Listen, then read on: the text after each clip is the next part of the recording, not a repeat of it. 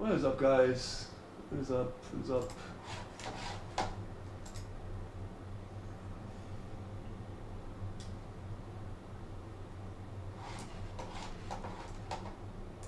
Alright, there we go. Is the mic on? Okay. Am I gonna get a notification this time? YouTube decides randomly when it puts the notifications out. It's like, maybe I'll give you a notification, maybe I won't. But I notice the same jerk-off comes in, downloads the stream and leaves. You fucking loser.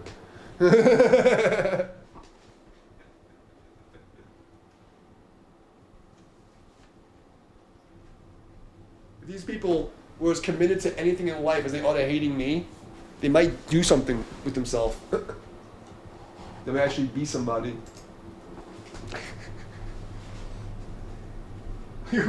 Like they literally for years. I hate him so much. I did literally have nothing else to do but to like stalk my stream to download it.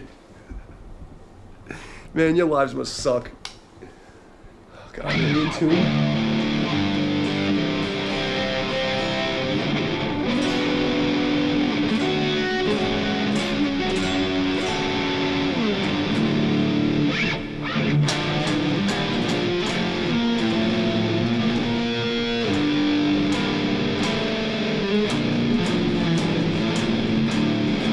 Sounds in tune to me.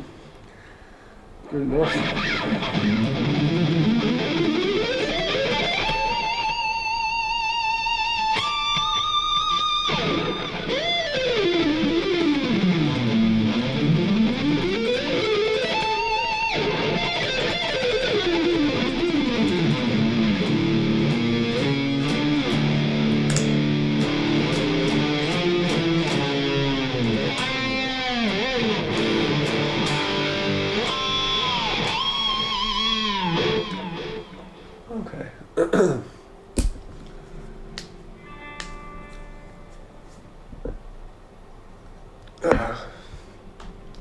So I spent the day doing kung fu and then torture devices.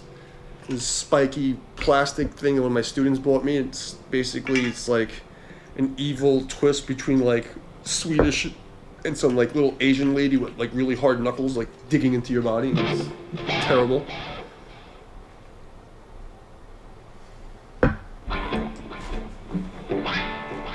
Where should we start tonight?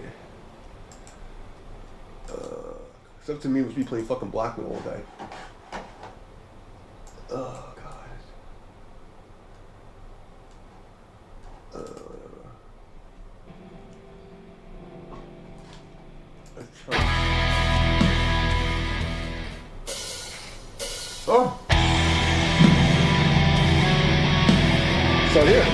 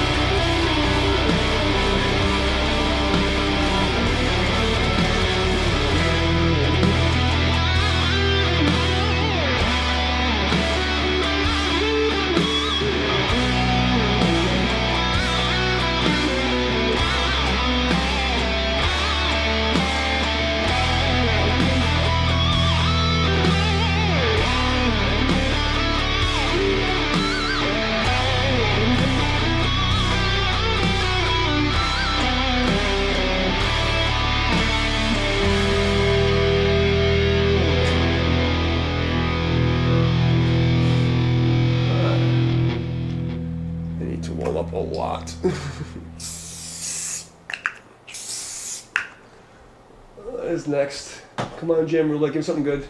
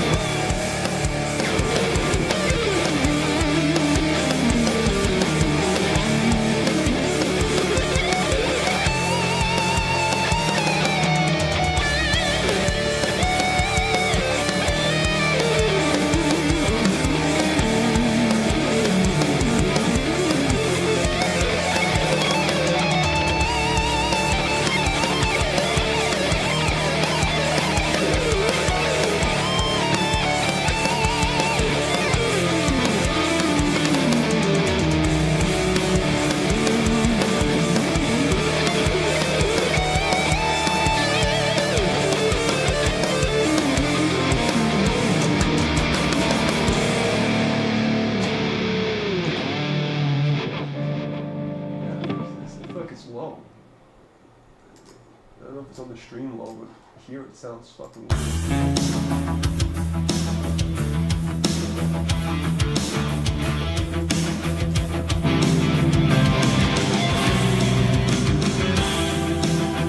the fuck is this? Dark Streets, hard rock. The dark streets.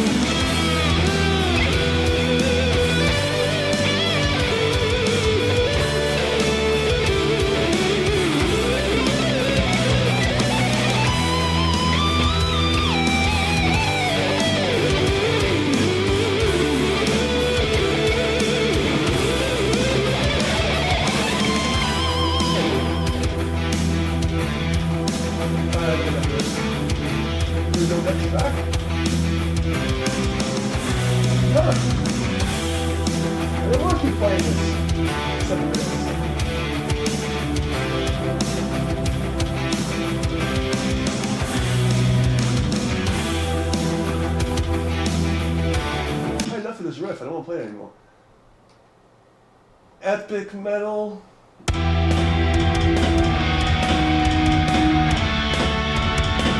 That does not sound epic. It sounds like mini.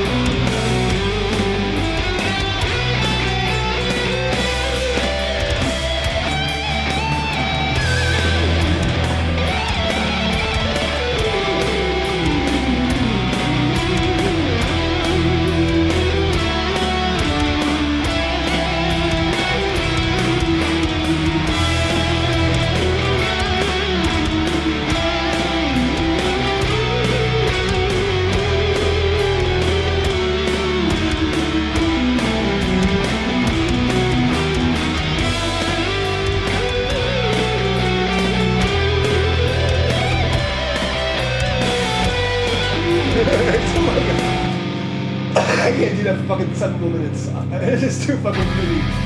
It's too much MIDI for me.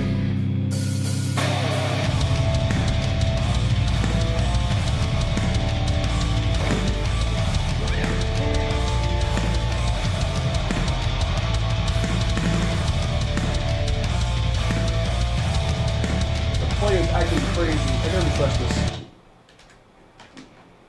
The fucking page is acting crazy. It's freezing. There we go. What's going on here? Hold on. Why is it acting so fucking crazy? Can you not refresh the fucking page? It's like, it's tripping out. Okay, let's try that again. Open the window. What was that? Let's see if I open it now.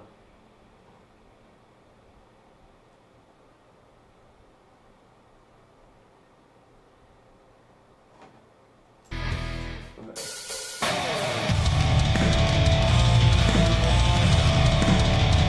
D minor metalcore.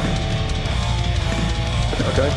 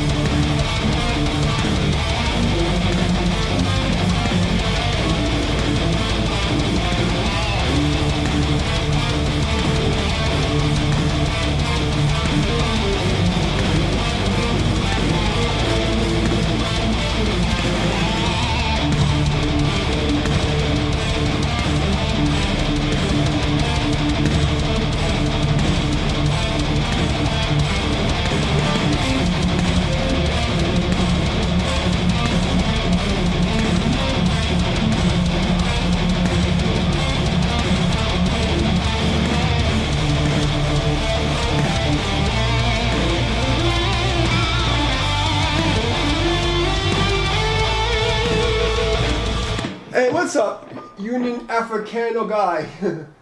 Thank you, bro. If you're gonna come to the other stream, because I know they'll look at that one. You're on the big stream. There's a link in the description to come to the small stream, because I won't even see you. Because my headstock's like right there. But alaikum salam. I appreciate you, man. Sleep well, brother. Sleep well.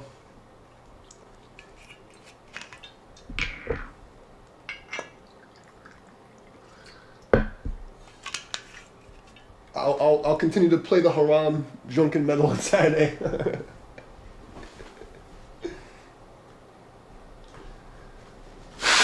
Oh God. Oh, that's a mess.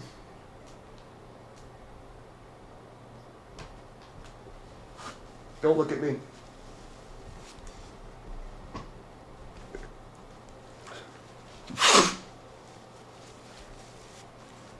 I just sneezed on my face.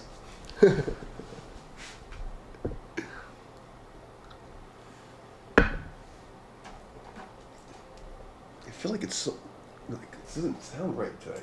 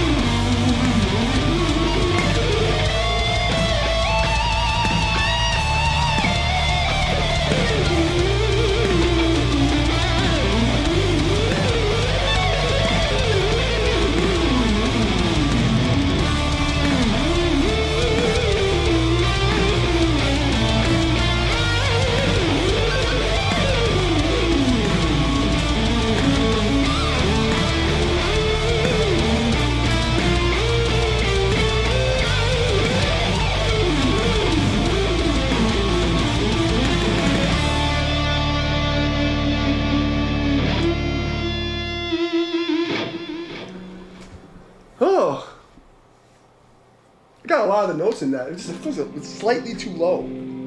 This doesn't sound right.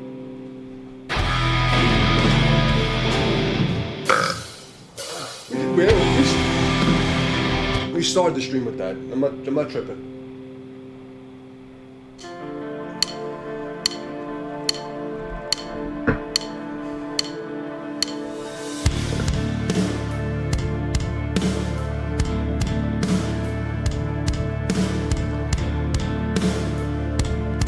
I figured there'd be more people on Saturday coming to say hi to fucking Grandpa.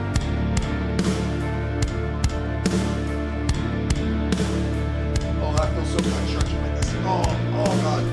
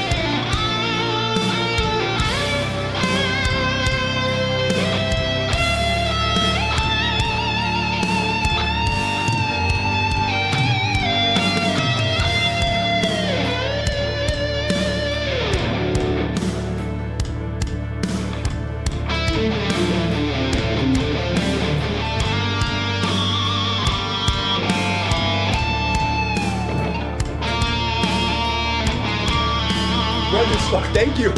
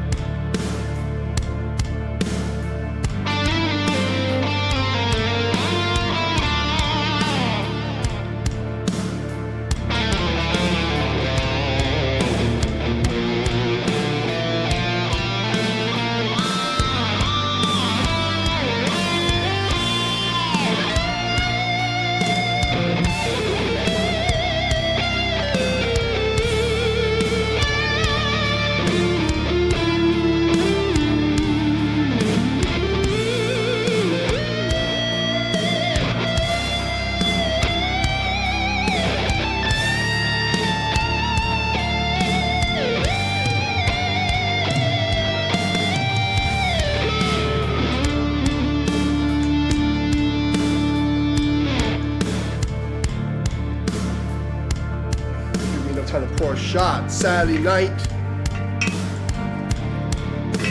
And trained my ass off today. And I hurt.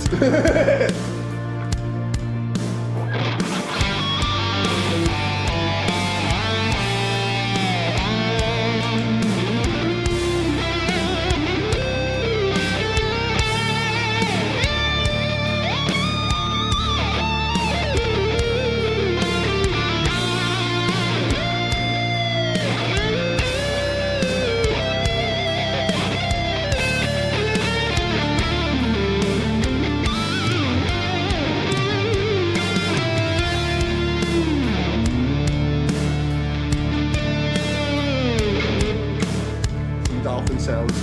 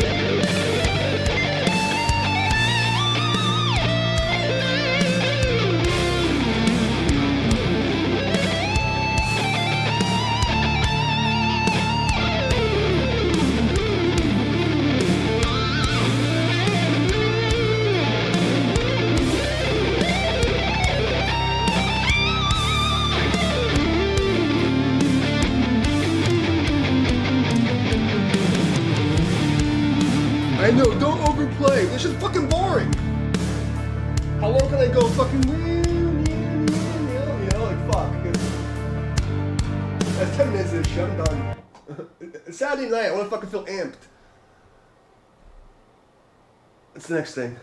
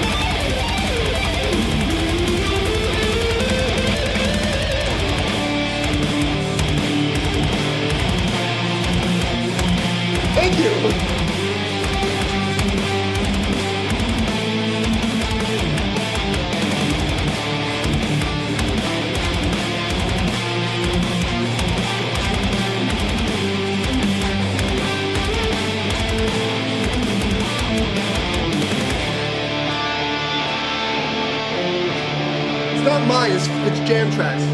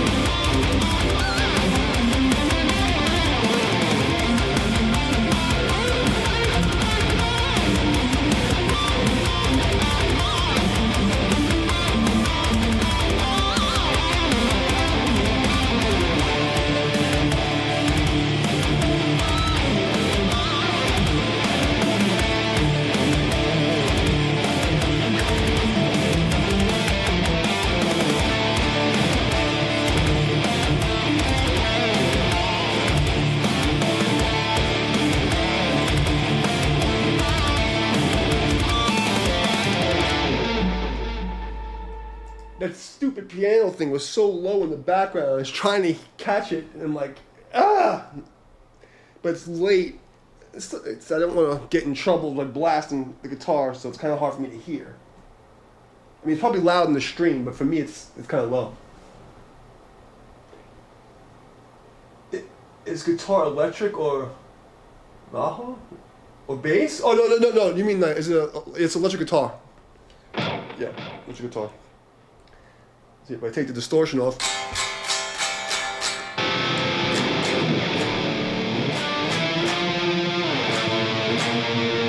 You might hear it different if I take the microphone off.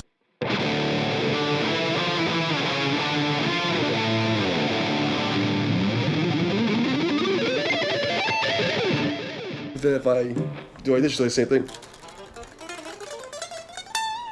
It's electric. See what's next.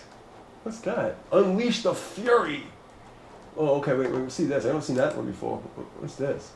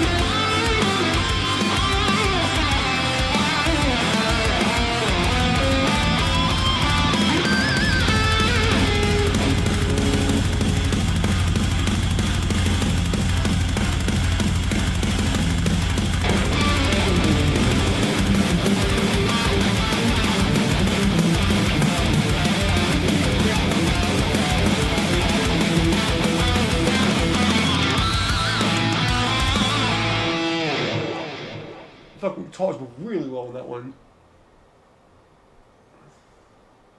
No, we're not doing that one now.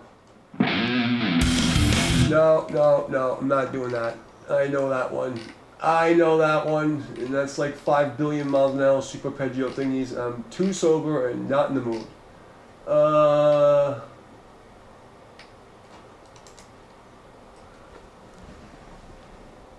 Okay.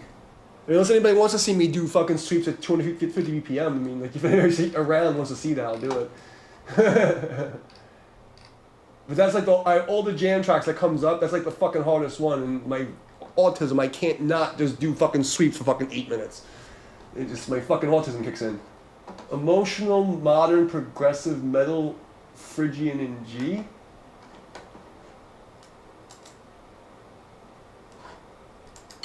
Oh, it has one of those fucking geeky, no headstock, no fucking tuning peg guitars.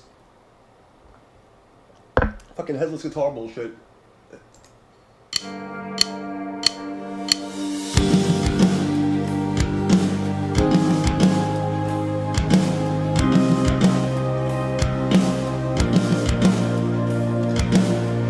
This sounds like some like make fun of Berkeley shit.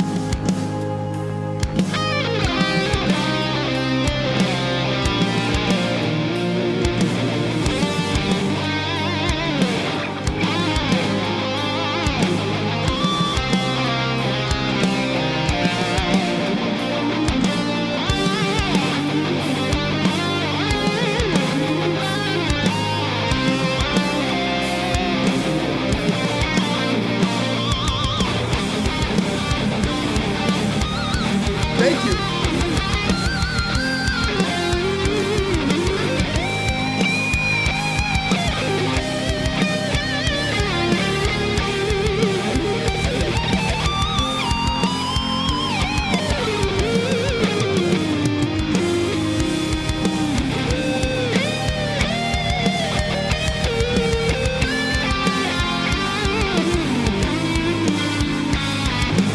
This is some fucking wannabe Berkeley shit. This is the stuff that you make fucking fun of the guys. You know, it's funny. And good night, my man. Thank you for chilling. But like, I just be getting inundated on my TikTok with like these like make fun of Berkeley videos of like how bad Berkeley is. Like all these like, just like, I don't know. I hate like it looks like a whole bunch of like Midwestern white kids on psychiatric medication, and like all these like professors are like not that good. And then there's like people making fun of the whole time. Then there's just like one or two kids that are coming up, and they're like showing their time at Berkeley, and like they're like, there's one kid with this big fucking thing coming out of his nose, and he just sits like this all day, like doing like jazz runs that make no sense. And I'm like, I really can't tell if it's a troll video or not. And it's fucking because my teachers were from Berkeley 30 years ago, and they were fucking nasty. Like, they were good. Like, in the 90s, Berkeley was a shit. Like, it was really good. Everybody was good. But this just reminds me of TikTok. This reminds me of all the fucking TikTok people. Let's find something else. I don't want to do this.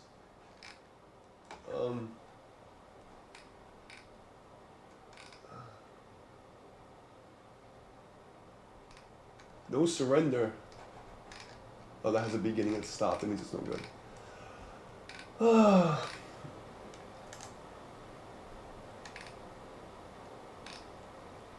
I had some good little moments here. How long is this track? 7 minutes of this shit? I don't know. You want to go into neoclassical moment now? Who's here? Is anybody here? If anybody here, speak your piece. Otherwise, I'm going to put my guitar down and wait for somebody to say that they're here. It's Saturday. I got, how long have I been on? I got practice in, so I can stop right now and be happy. My whole goal is just to make sure my fingers and my ears are working. Just in case I decide to do something with music. But if anybody's here, speak your piece now before I decide to get up and go fart or something. I'm gonna stretch at least. So what time is it? Like, I'll stay until at least 11. But I'm gonna stretch first. I'm not gonna hurt myself if no one's chatting at least. That was some good fucking runs in the beginning though. I did some, it was alright. It wasn't great, but.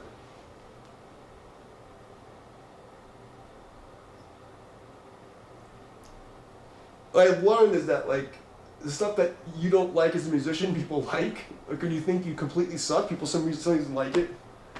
I remember like my first album, the track that everybody loved the most, the fucking band hated it. But everyone loved it. I don't know why. I don't know. But everyone loved that fucking track. And it's like, we hated playing it.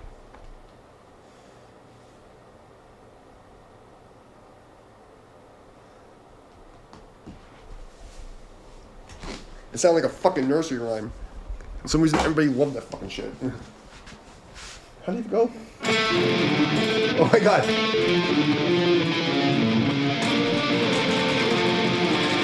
Some shit like that. I just want to play fucking grindcore and slam shit, but I'm gonna do at least 2 more stupid solos so I can feel like I exercised. If anybody's here, give a suggestion. Otherwise, I'm just gonna find some crap. Let's find some crap. Dramatic D minor. The black metal. That's what I want to do.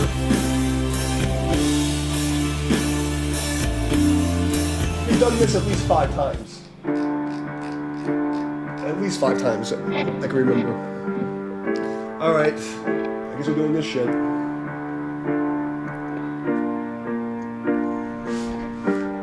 I could sound like 80s guys.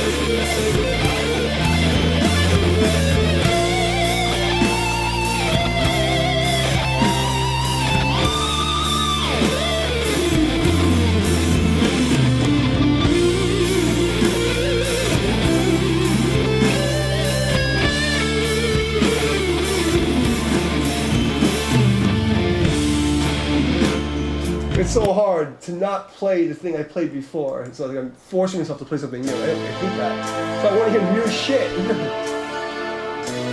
something new. You listened to a couple times too already.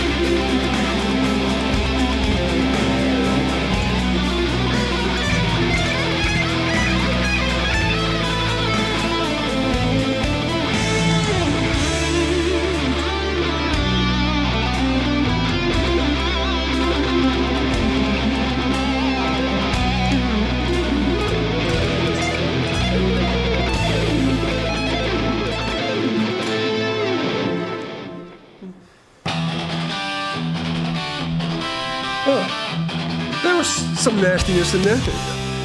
It's acceptable nastiness.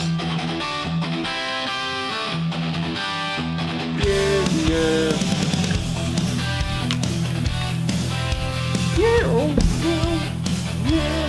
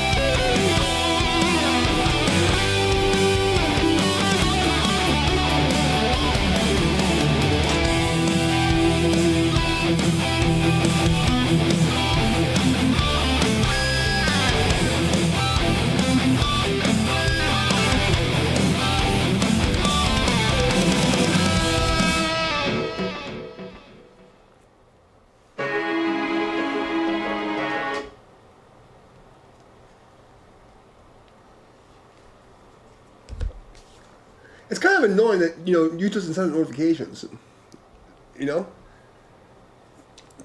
I hope that my 10 years of streaming, after they threatened me on their stream and said, he's never going to make it, we have people that work at YouTube, and we're going to ruin his life. I hope I have enough evidence that they've been fucking with my channel.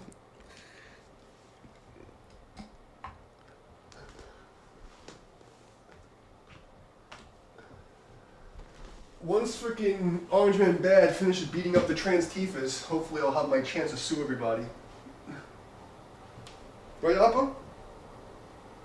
Captain Fluffy Butt?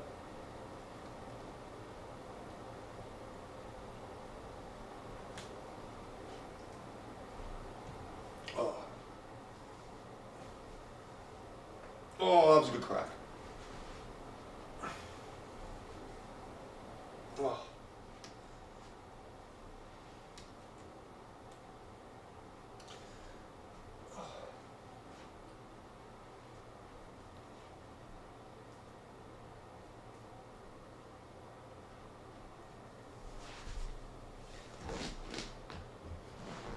Okay. Let's keep going.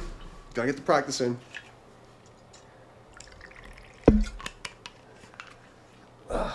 We do this with a C sharp minor thing. That's what this is. C sharp minor.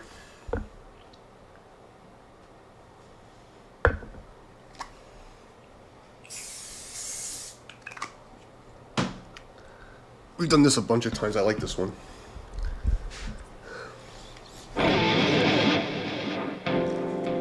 Let's just say this for later, though. I like this one. I don't want to do it now.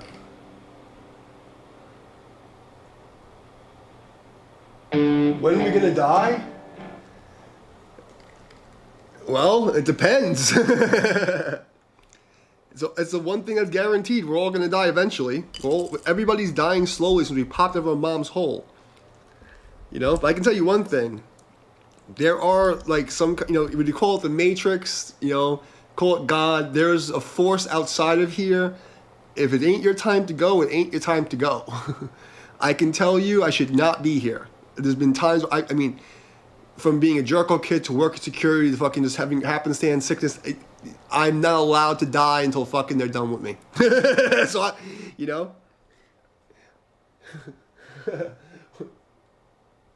But we're all gonna die eventually. Nice to see you back, person. I know your name.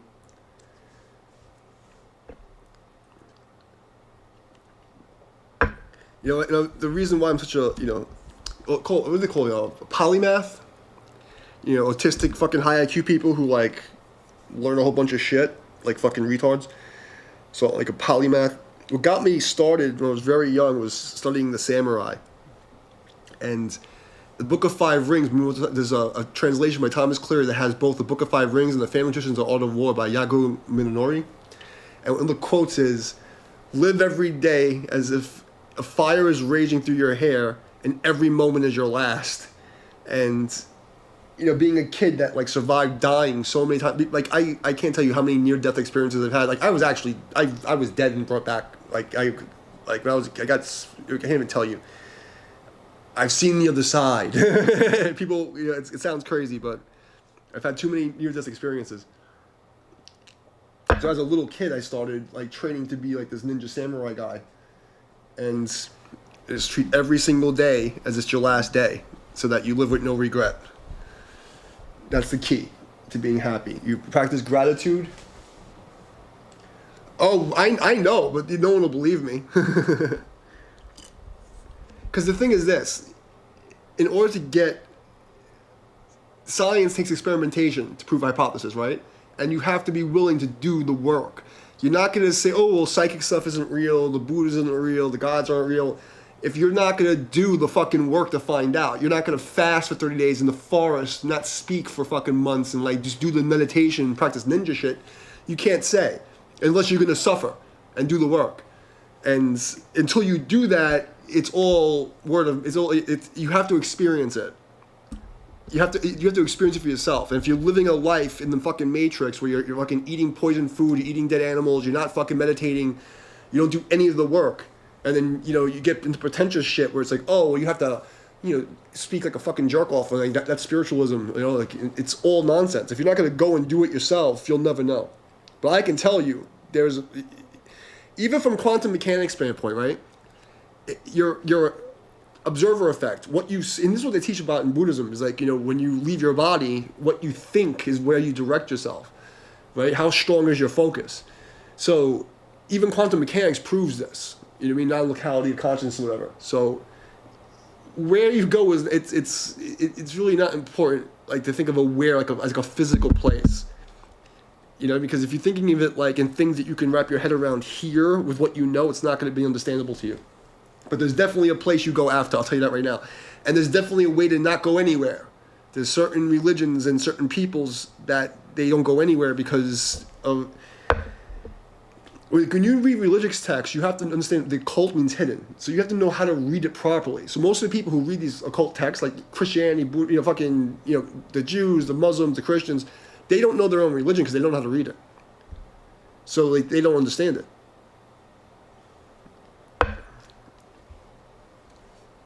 But I can tell you that there is... and you know what? If you don't believe in God, you can believe in fucking evil. Because you can see that evil's all over the world. The people that run this fucking place are pure evil. They worship fucking demons and sacrifices. Mass ritual sacrifices. What do you think these wars are? It's mass ritual sacrifice. So if you don't believe in God, believe in the devil. Because that shit's real. And I can tell you, part of the reason why I'm where I am now is because I wouldn't sell my fucking soul and fucking kiss ass to the fucking Illuminati bukkake. So, believe what you want to believe. But we're going somewhere. We're going somewhere, you know? And there's a lot of people who remember their past lives. I remember my past lives. Like, you know, the first, like, I was a fucking little babe. I remember things that I shouldn't know, you know? My whole life. You're crazy. I'm like, well, me and 500,000 fucking other people are crazy too, right? At least now it's like there's science to back up a lot of what people are saying. If you understand spirituality as a metaphor for quantum physics, and you think of everything as a metaphor, then you'll understand it. But if if you were to think, oh, there's an old white guy in the sky watching you poop, you're a fucking child, you know? But you're definitely going somewhere, I promise you. And one thing I will tell you, the one thing that matters the most is your free will choice. And that's why the fucking demons over here, these people that run the fucking place, the Illuminati bukkake, whatever you want to call them, they all want to fuck with your fucking choice. They all want to make you do fucked up shit. They all want to pervert reality and get you to go away from anything nature. Upside down and backwards. Take nature and make it inside out. So that's all you need to know. Whether you believe in whatever fucking God you believe, you know, like, step out of it like you're an alien and see the whole fucking field. And you could see there's something fucking wrong. And you're definitely going somewhere after you die, because a whole fucking life is trying to make sure you have time to think about it, and you make a whole bunch of fucked up choices that fuck up your way out.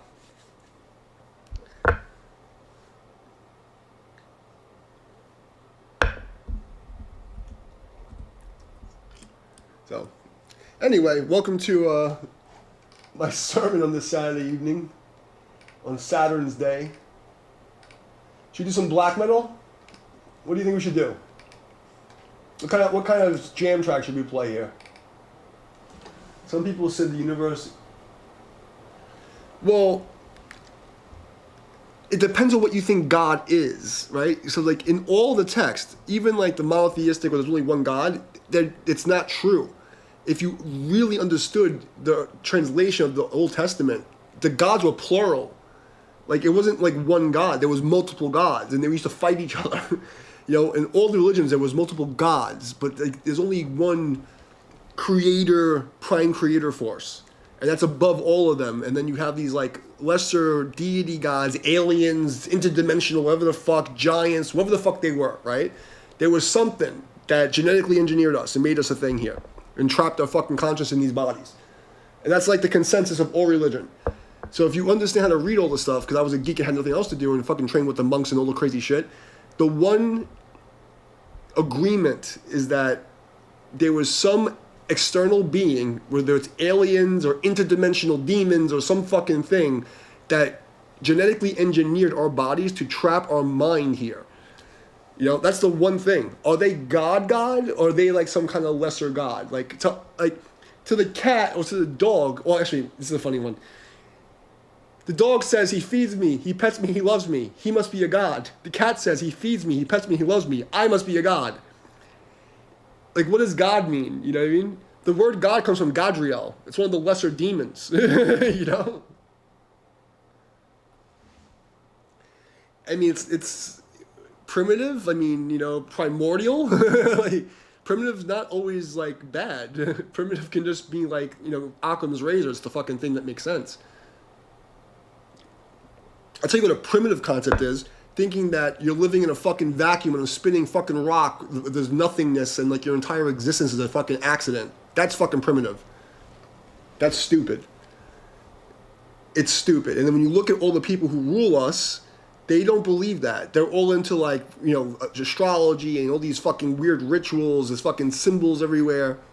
But if you're too low IQ and you fucking, like, it'll like suck the devil's dick and be like, oh, well, my existence is nothing. You know, everything's fucking bullshit and I can just, like, fuck off. I mean, if that's what you think. I mean, I would prefer to live in a delusion that makes me live a righteous life than live some nihilist, anarchist fucking bullshit that makes me fucking suffer and promote suffering. So, people want to call me crazy. I can tell you, I've seen some shit in my day. I've studied my entire life. I lived outside of the system. You know what I mean? I lived with the fucking monk guys. I've gone from the whole spectrum. I've read everything. Like, every book that there is. I've seen the entire spectrum. I can tell you there's some shit going on. And then quantum mechanics totally confirms the shit. And I've proven things that I can do that would seem like I'm an alien. You know what I mean? Like, I've predicted world events hundreds of times, like in writing, on video. There's hundreds, maybe thousands of witnesses by now, because since my Facebook posts. There's probably a couple thousand witnesses that see me do shit that you'd think is magic, Well, human beings cannot live without a spiritual experience, but human beings can live without perceiving a spiritual existence. And that's the trick. That's the fucking trick, to make you not perceive it. And that's the goal. Because, if you understand that your consciousness is not part of the body, and that your thought, if you have internal dialogue, or if you have pictures in your mind, what Buddhism teaches you, Taoism, Buddhism especially, the whole thing about Zen Buddhism to teach you that your body has an AI program that helps you drive the car. So it's like if you think in words, you think in pictures, that's not you. You're the one watching that thing. So you can be very easily tricked if the ego mind, the energy go mind, is programmed, and you're like, oh, I'm running on autopilot, and you become an NPC because you're fucking running on the autopilot thinking that this character, that the ego mind is the shell program, this AI fucking Gemini or fucking, whatever the fuck is, Alexis in your fucking head, you think that's you, and the external world is programming you to think that there's nothing real, it's all bullshit. You can very easily perceive no spiritual existence. And that's the trap, because then when you die, your consciousness is weak, and then you're gonna fucking wind up getting fucking sucked into the fucking reincarnation machine. And the alien's gonna get you. The fucking aliens are coming to get you at that point. Then you're really fucked. And that's Buddhism in a nutshell. The difference between Buddhism and Taoism. Buddhism teaches you how to deal with death and what your consciousness is, and how what the spiritual aspect of the consciousness is. Taoism teaches you the keys to the matrix, like physical reality and the physical manifestations of all the realms, you want to call it, or dimensions. It's that simple. It's a science. So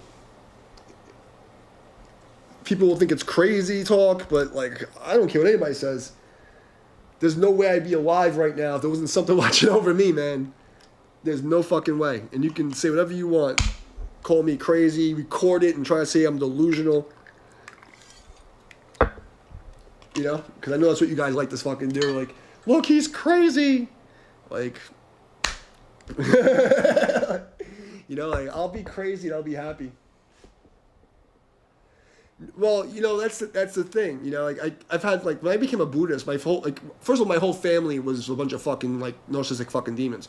But when I went full trainer fucking ninja mode, I went hardcore, and I went and took the Buddhist refuge. I was gonna become a fucking ninja warrior monk, and that was everyone went full demon on me. It was crazy, and you'd be surprised when you do the right thing, or when you're telling the truth. The man who speaks the truth too much speaks the truth to himself, speaks the truth alone.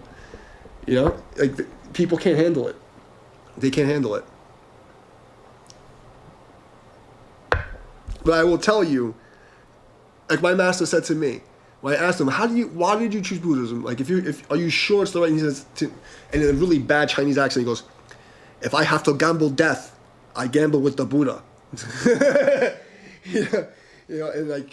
And the most holy place I've ever been was in my master's house. I had a different sense of masters when I trained coming up, But I was an apprentice to a medical Qigong master, and that's why I got really into books. I studied Buddhism since I was 13 years old, But I was alone. I was doing all the meditation from the books, because in the 90s, there was no fucking internet, nobody to talk to.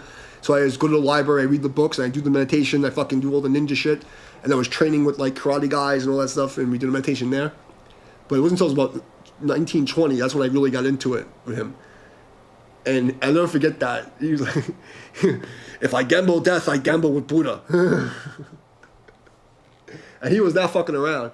But the holiest place I've ever been, all the temples, all the churches I've ever visited, was his house.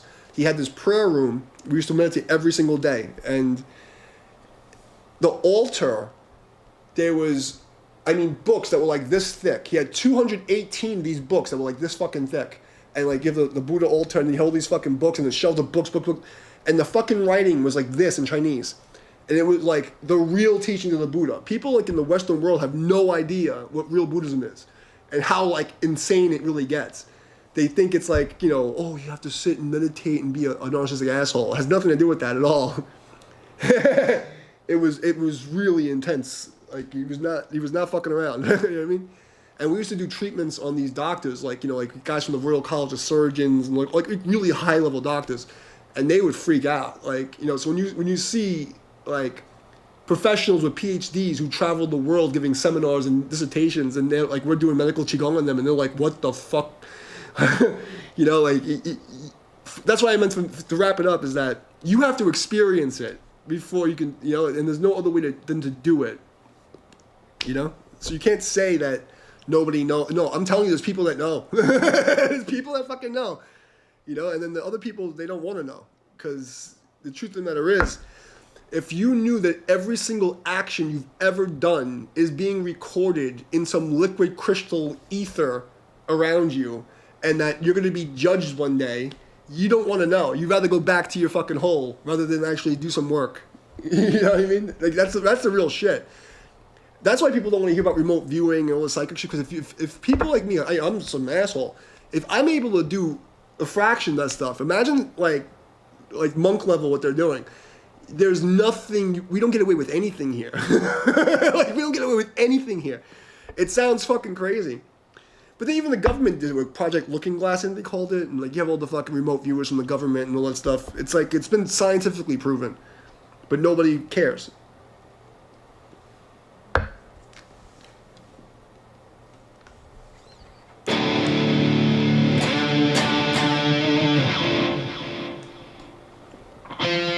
Let's fix this.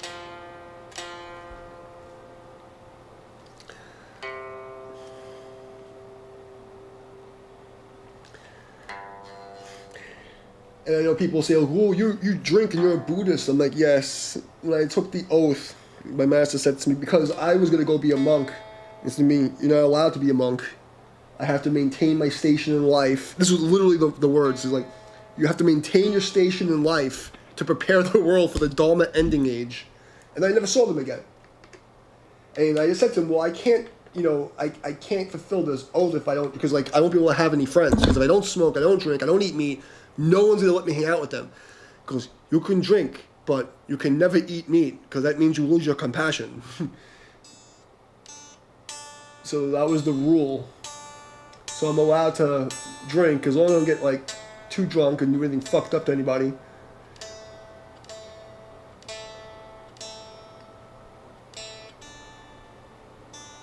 And also, I don't take any medications or anything like that. So coming on the stream and having a little fucking break from being a ninja fucking goon that nobody actually understands, it's fun.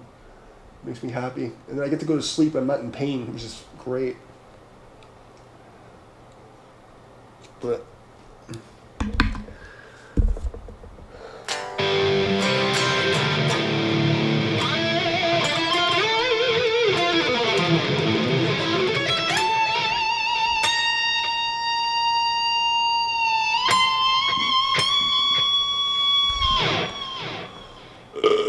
okay, is there anything you want to hear? Or do you want to talk more about philosophy and ninja shit? It's all good to me. That's why I'm here.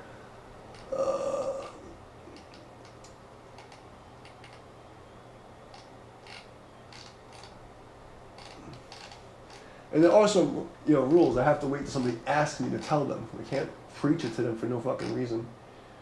Sad guitar in D minor. What the fuck is this garbage?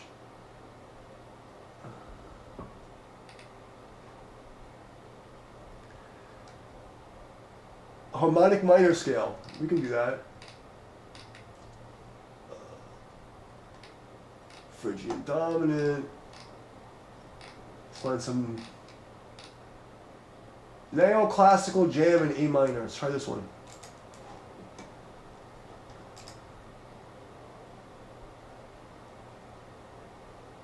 That's alright, I can tell it's already cheesy. Hold on.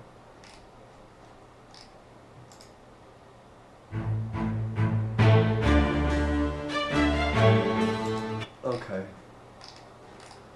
Alright, let me just stretch my fucking back. Because we're gonna see it for a while. Just need to stretch out really quick. Actually, gotta. Okay, there we go. Oh, that's good. Oh, pop that.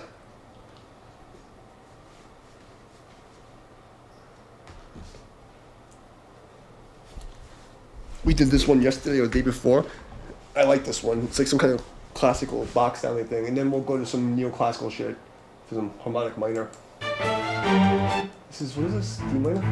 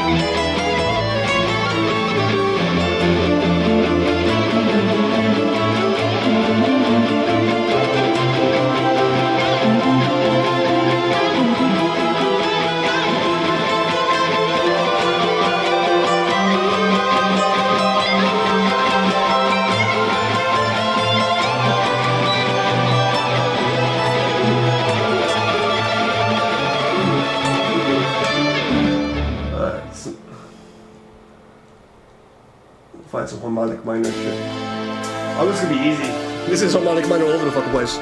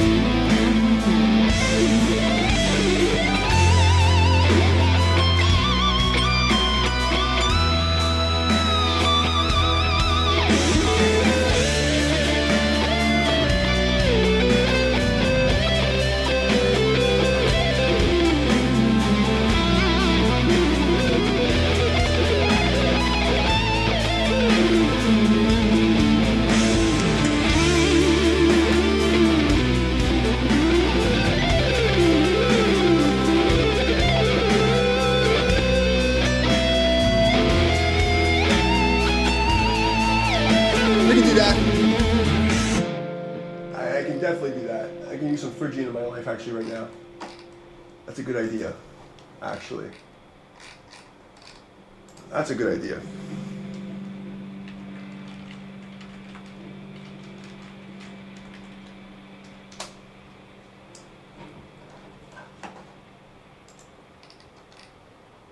Oh, the Arabic vibe. There's one that came up before that was really good for that. Let me see.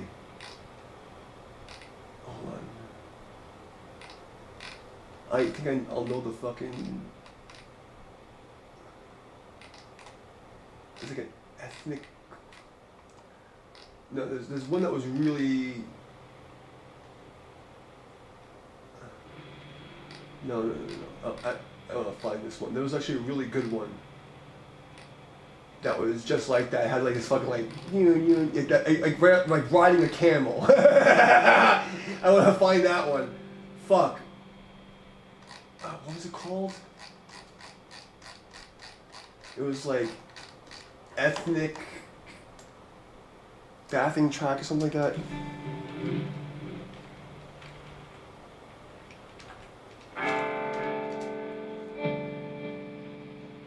I think this is it. This might be it.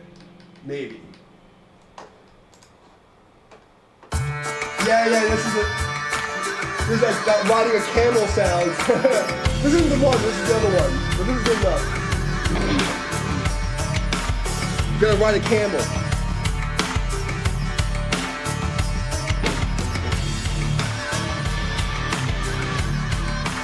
This isn't what I wanted, but it's close enough.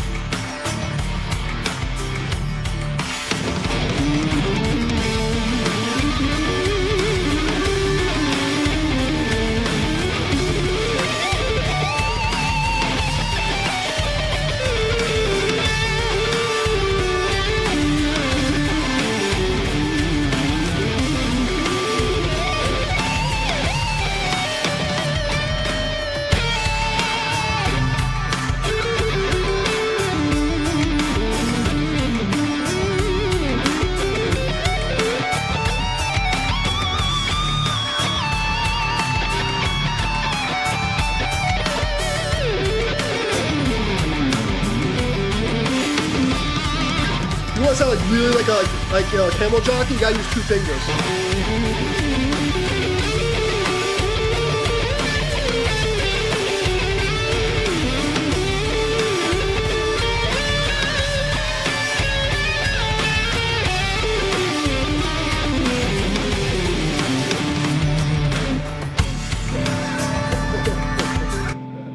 My buddy used to play sitar, and he played sitar on the Typo Negative album. So I got to watch him play sitar. So like, what I learned was that so Chinese instruments, playing with 2 fingers and going up and down the neck like that will give you like that really like hardcore sound, you know?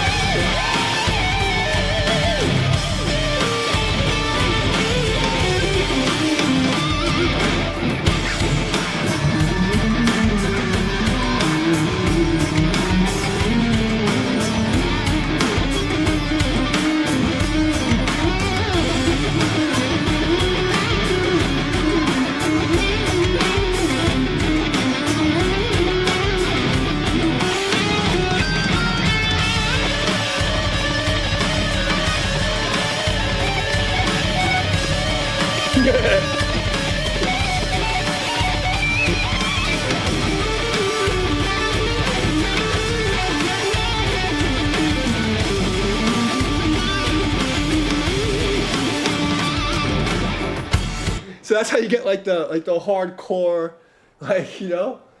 it just sounds like you're in the desert. Like, I don't know how to describe it. I'm not trying to diss it. I'm actually trying to get to the ethnic point, But Paul Bento, his name was. And that's where I got that idea from watching him play sitar. He goes, you know.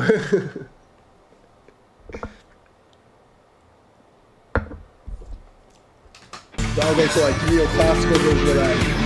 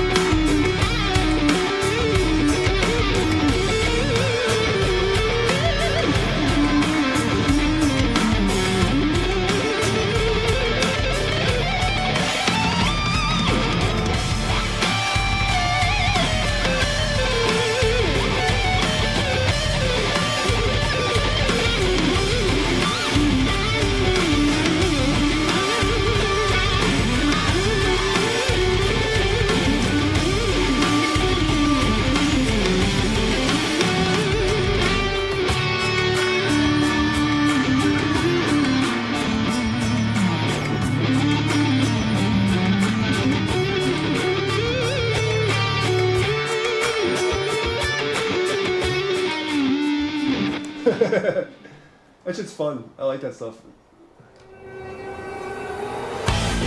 What's this?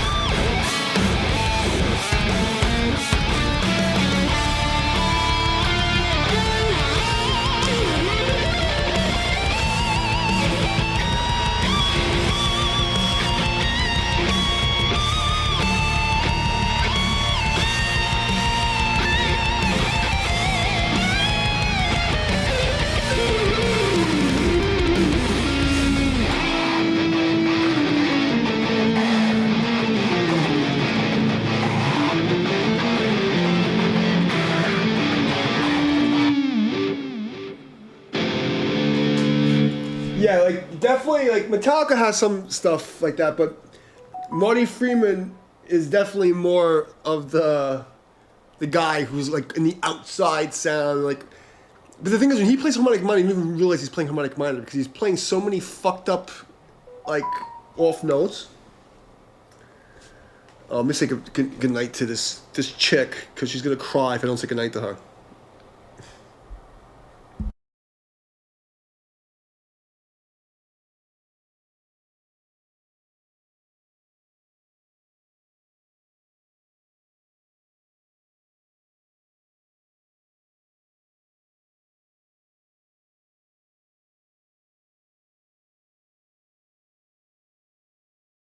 Okay. All right. So anyway, did I miss anything? Okay, yeah. So yeah, I mean, Megadeth, the harmonics and like the way that Marty Freeman plays, I guess it's the heroin or whatever, maybe being Japan, but his mind, the way he hears melodies is like out, you know? So when he plays a harmonic minor, like you don't even notice it's harmonic minor because he's adding so many little weird fucked up things. And Metallica is weird because they use a lot of chromatic stuff, so it's like sometimes is it really harmonic minor or is there some like fucked up blues thing? Most of Metallica is just fucking plagiarized.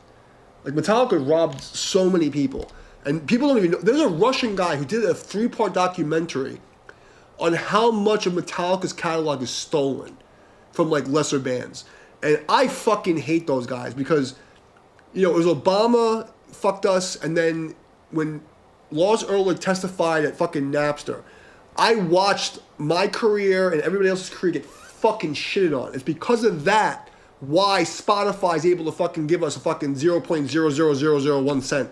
It's because of fucking Metallica. And, I was there. I saw it happen. And people don't know the story, so I really don't like Metallica. Like, me and Metallica are not friends, I have no respect for them.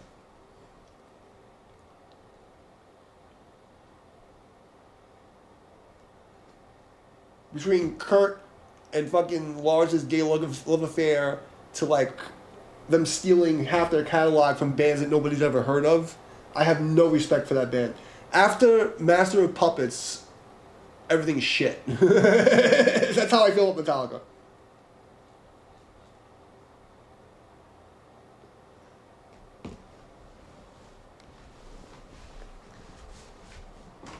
But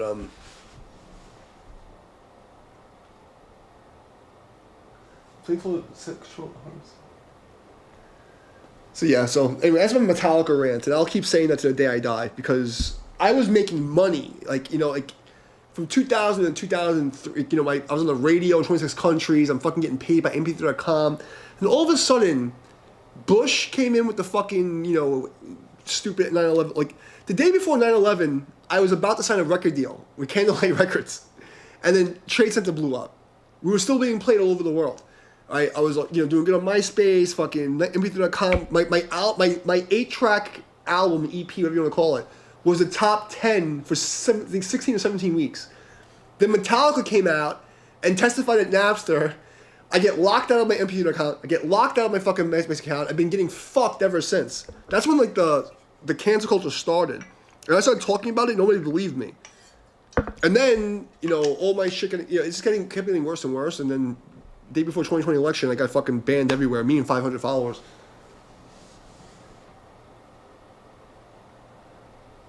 So I was 13 miles away. So here's my 9/11 story, Crazy Tay. What's up, bro? I'm gonna tell you my 9/11 story. Ready for this? So on 9/10, so a month before we were on the cover of Terrorizer magazine with fucking like all these famous bands. I'm being played in the radio in 26 countries. I have fucking students all over the world on Yahoo, from fucking India, Pakistan, Japan, all these fucking. It's like I was all over the world, okay?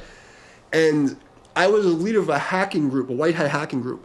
I met this guy in IRC who just happened to be, like, I think it was like the the co-owner of Candlelight Records. I'm on the phone with this guy on 9/10 for like 8 hours. He heard our CD. He was like, yo, I'm going to sign you. I'm going to get you signed just because you're cool, okay?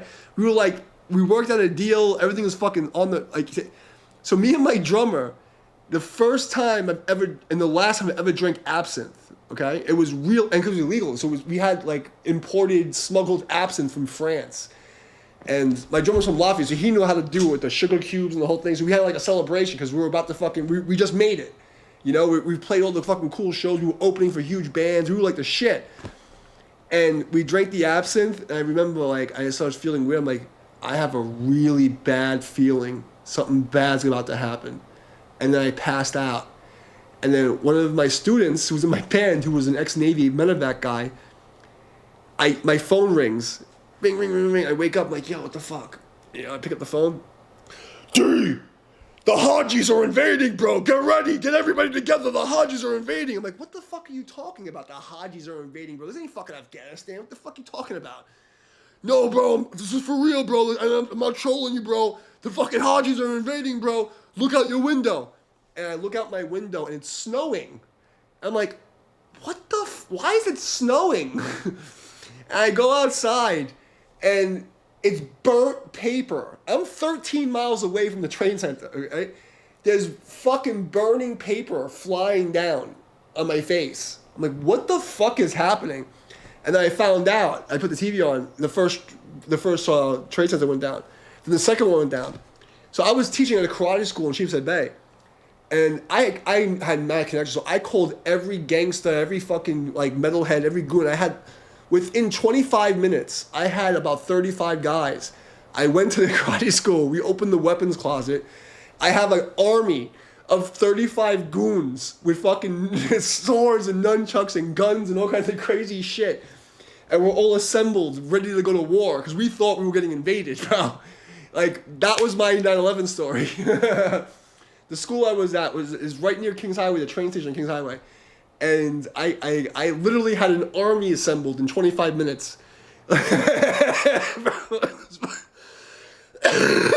And we fucking wound up. So after that, we linked up this other crew. So we wound up, we were rolling almost 100 deep within an hour, ready to go to war. Because we thought we were actually getting invaded. Because my boy called me.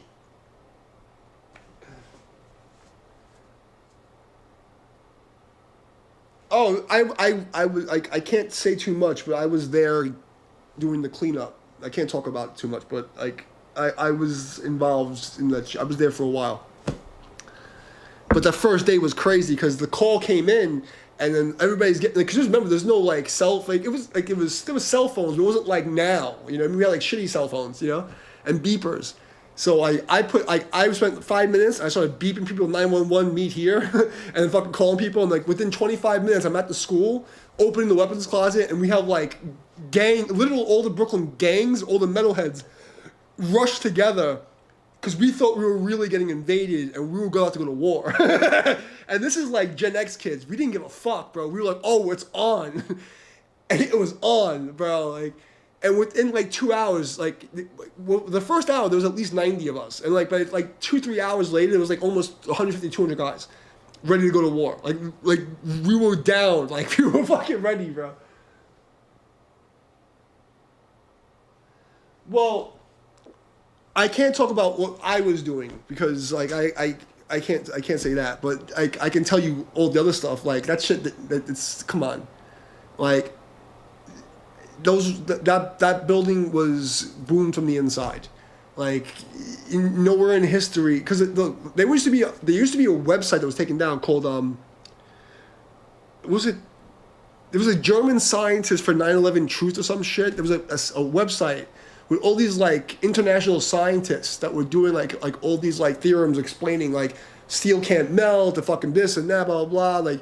Then there was like using some kind of like Photoshop in the video. The planes weren't the same. All the reports from the fire department were like there were bombs in there. A lot of weird stuff, you know. And I was at the place. I saw the things. There was no fucking way that was a plane because it's no. And here's another thing. And I don't give a fuck. I'm gonna tell you the real truth. Okay, I was a tech, and I wound up working government contracts. And I was at the Pentagon.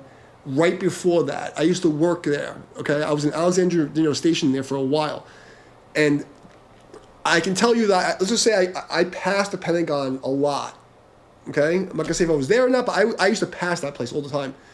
And when that plane came in, there's a fucking highway.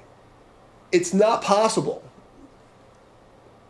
And I can tell you is that guys that I trained told me that when they were there, they showed them a video and it was a rocket and they said, we're going to war.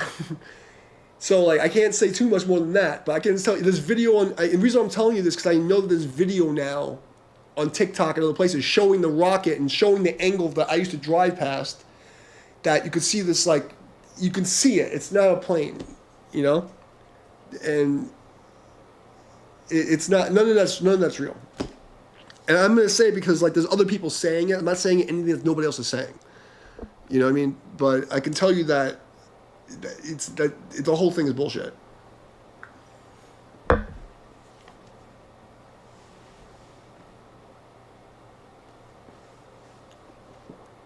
Well, like at that age, I was still doing ninja work. You know, like I was working as a tech. I was working for like 4 different places.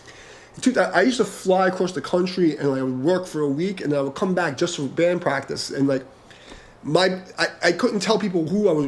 I couldn't tell anybody anything. You know, but like the point is, like I would. The people in my band will confirm this. Why I'm like trying to be careful, but there's things that people will confirm. I was teaching karate, and I had a school there. But during the week, I would fly across the country to do like computer work, you know. And I was stationed in Alexandria for like 8 months, so I can tell you what it looks like. 'Cause I was there. I was there right before it happened. Maybe like, is it 99, 2000, and then 2001? I was there right before it happened. That's all you need to know. And here's another fucking story. You can confirm what I'm telling you. So my team, we went out to drink, and I was still a minor, and I had fake ID from the 61st precinct. Okay. So that's how long I was being a ninja, and so we go to drink in D.C. and there's this club. I don't know if it's still there. This is going back to like 99, 2000, and it was called Camelot, and it was where all the politicians used to go. And I'm like, the fucking hottest fucking whores you've ever seen, like the hottest strippers in the world worked this place, okay? The only place I've ever seen hotter girls was in Montreal. That was the only place I've ever seen hotter, like per capita, in one place. They had like the best strippers ever. And so I had this fake ID. I had my government, I had another ID with different names, right? And I get in, and then we're upstairs in the second floor in the back room. Or it's not almost a back room, it was like a back cove. And I mean, these girls were fucking hot, bro. So they come up to my team and like, oh yeah, but, and like this is one, like these 2 blonde girls, and they were like, make believe they were bi, whatever, or maybe they were bi. But I remember like we were sitting in the back and we're all wearing suits, because we're like, being professional. And these girls come up to me and the crew and they're like, oh, blah, blah, blah, and they're trying to like, work the table. And then it was like one ditzy one and one really smart one. They're both blonde and both fucking smoking hot. I mean, hot, bro. And they look at me and they go, hey, wait a second. Do I know you from somewhere? And I'm like, I looked at her and I laughed in the face. I'm like, fuck out of here. Like, She goes, no. So the smart one, like, do I know you? I'm like, get the fuck out of here. And the stupid one, the ditzy one, chewing gum, like a real bimbo. She's like, no, really? Like, I know I've seen you before. And I'm like, all right, you got me. I'm the white Power Ranger. And they go like, oh my God, you're the white Power Ranger? Oh my fucking God, I knew it. I knew it was you. So I got free drinks, free lap dances the whole fucking night because they thought I was the white Power Ranger, bro. They made this shit up. And it's a half truth because I did audition to be the white Power Ranger. It was like a New York audition. I did the first, and I didn't make the second thing. So it was like a half a lie. Oh, forget the street, bro. The whole fucking thing's fucked. And Building 7's fucked. The whole situation's fucked. But, like, you gotta be careful what we talk about. All I can tell you is that the things that run this place, everything's scripted. And how part of the reason I predict so many, I don't know if you watch my predictional stuff, like the War Angel streams and things I put out, but I predicted world events many, many times. half of it's remote viewing psychic shit. The other half is just, pattern recognition and knowing, like, how they operate. And, I can tell you, they always use astrological alignments, like the Charlie Kirk thing. Doesn't matter who did it. They killed him on a specific day. Look where the moon was. It sounds crazy, but all these things are scripted.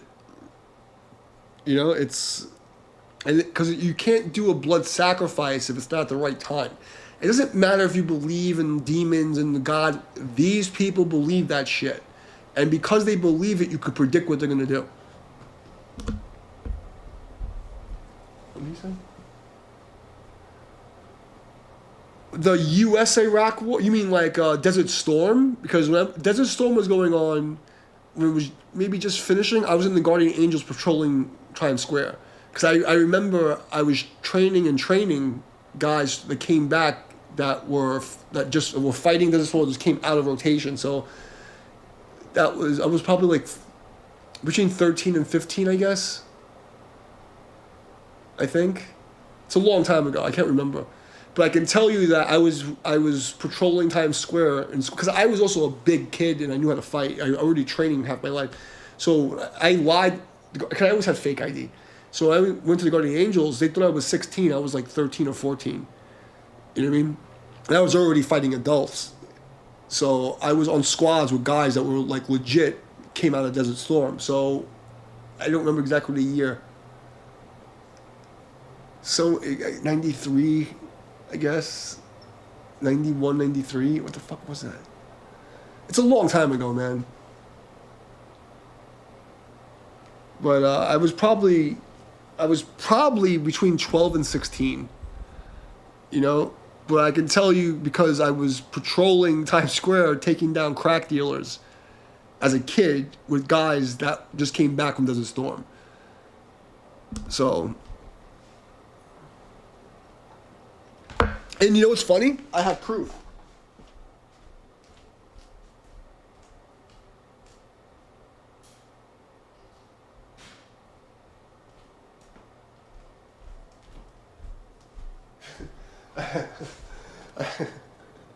I have proof. I haven't worn this thing in 30 years, but I have proof.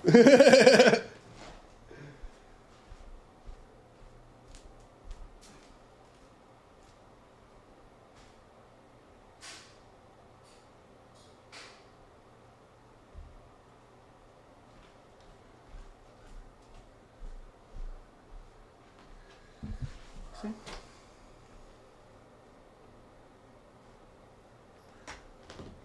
That war was bullshit. That whole thing was bullshit. I mean, look, no dictator is good, but it would have been better to leave things the fuck alone. Because, look, all the dictators are bad, but what they did, the reason they did that is because of what Iraq used to be thousands of years ago, to steal artifacts and fucking break things. That's the real reason. We can't talk about that. Because if you know what Iraq was in the biblical days, and what kind of evidence there was there, and what kind of artifacts there were there, that was an excuse. What the fuck did Iraq have to do with anything? We're going to go right... it's like... And so many people got fooled by that. And that was one of the main reasons why I ran... God, I can't tell it yet, but... I had to run away from the military, because I wasn't stupid. But that wasn't a war. That was the fucking Illuminati bukkake, and it's just sad. And it's sad because there's so many, at least like in the old days, guys got into the military, there was still an honor code, and they thought they were doing something good. They didn't know any better. They didn't know.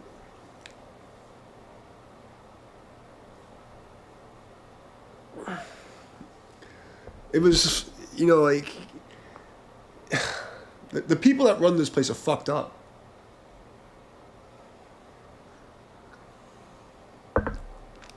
Not America, I mean the world. They call themselves Christians, Muslims, and Jews, that they're not. They're not. They say they're Jewish, they're not. The people that like, that do these fucking crazy things, they're not real. Like, you see the Hasidic people, they're fucking fighting the fucking Israeli government. Like Bush and all these fucking people are evil as fuck, man. They worship the devil's dick. The whole fucking situation was fucked. I can't say that. Like, I'm not gonna say that Saddam and his fucking kids were fucking great people. They were fucking evil, but we had no business going over there at all. No fucking business over there. It's a disgrace. It's a fucking disgrace. And we all know who really did it. We can't talk about it, but we all know who really did it. It's obvious.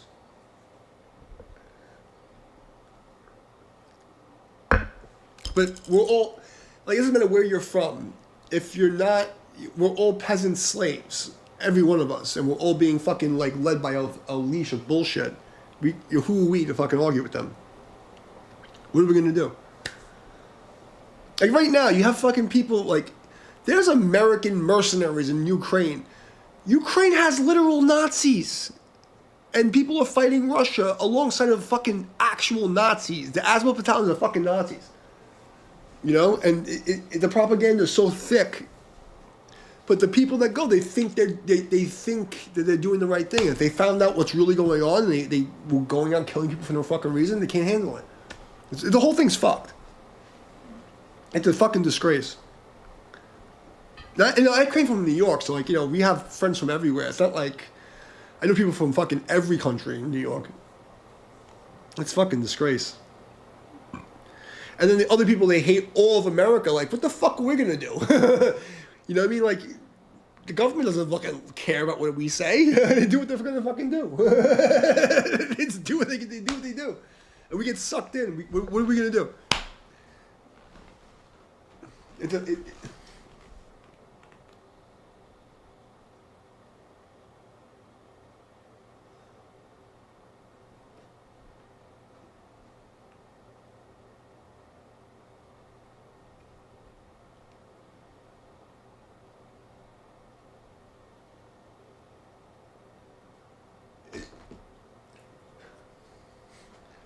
And it's like, it forces us to have because, like, in one hand, without America, there'd be no freedom in the world. But because of America, there's no freedom in the world. It's such a catch-22. It's like this weird, delicate balance. And, like, because you gotta say, you have to analyze things from outside the matrix. Like, you're not part of any society. And you're an alien, and you're analyzing. And when you see it, it's like, without American ideals, there'd be no freedom anywhere. But because of American ideals, there's no freedom anywhere. It's the craziest thing, It's just crazy how well played it's been. But I can tell you, all the guys that came back from Iraq, they were, like, all fucked up.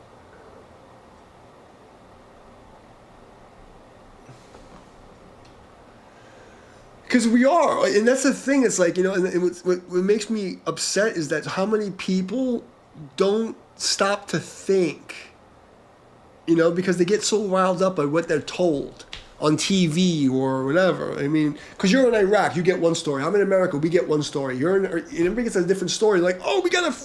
It's like, it's all bullshit. In the end of the fucking day, every one of us is a debt slave or some kind of fucking slave. All of us.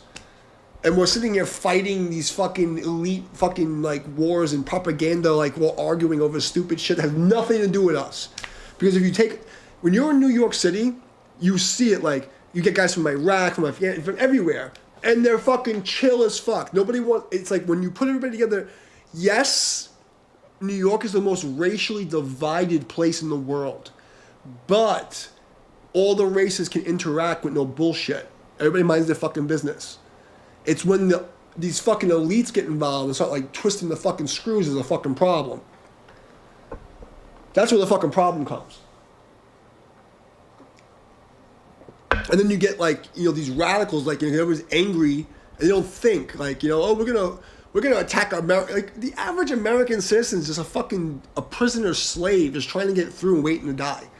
And, like, it was, oh, we're gonna attack the Americans because that fucking, and, like, we're gonna attack Iraq, we're gonna attack the Afghanis. He's like, no one gives a fuck. I mean, well, Afghanistan's kind of fucked up. Like, those people are fucking savages sometimes. I mean, like, their culture's fucked up.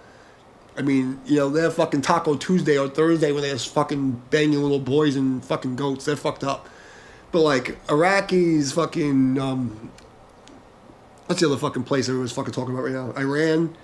Iranians are pretty chill, you know? Like, everyone's fucking pretty chill. Afghanistan guys are really kind of fucking weird. I had a couple of guys I talked to that were Afghani, and they were a little off. Out of all the countries, Afghanistan always made me a little weird. I'm not gonna lie, you know, like the guys I met from there, they were a little fucking weird. But the Iraqi kids were cool. The fucking Iran was cool. Like, you know, like kids from Yemen were really fucking chill. They're all a bunch of potheads. Like, they're like happy-go-lucky in America.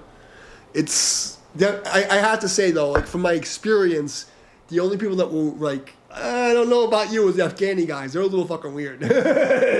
They're kind of crazy. You see it in their eyes, it's like something's like not right. Like, they're a little savage.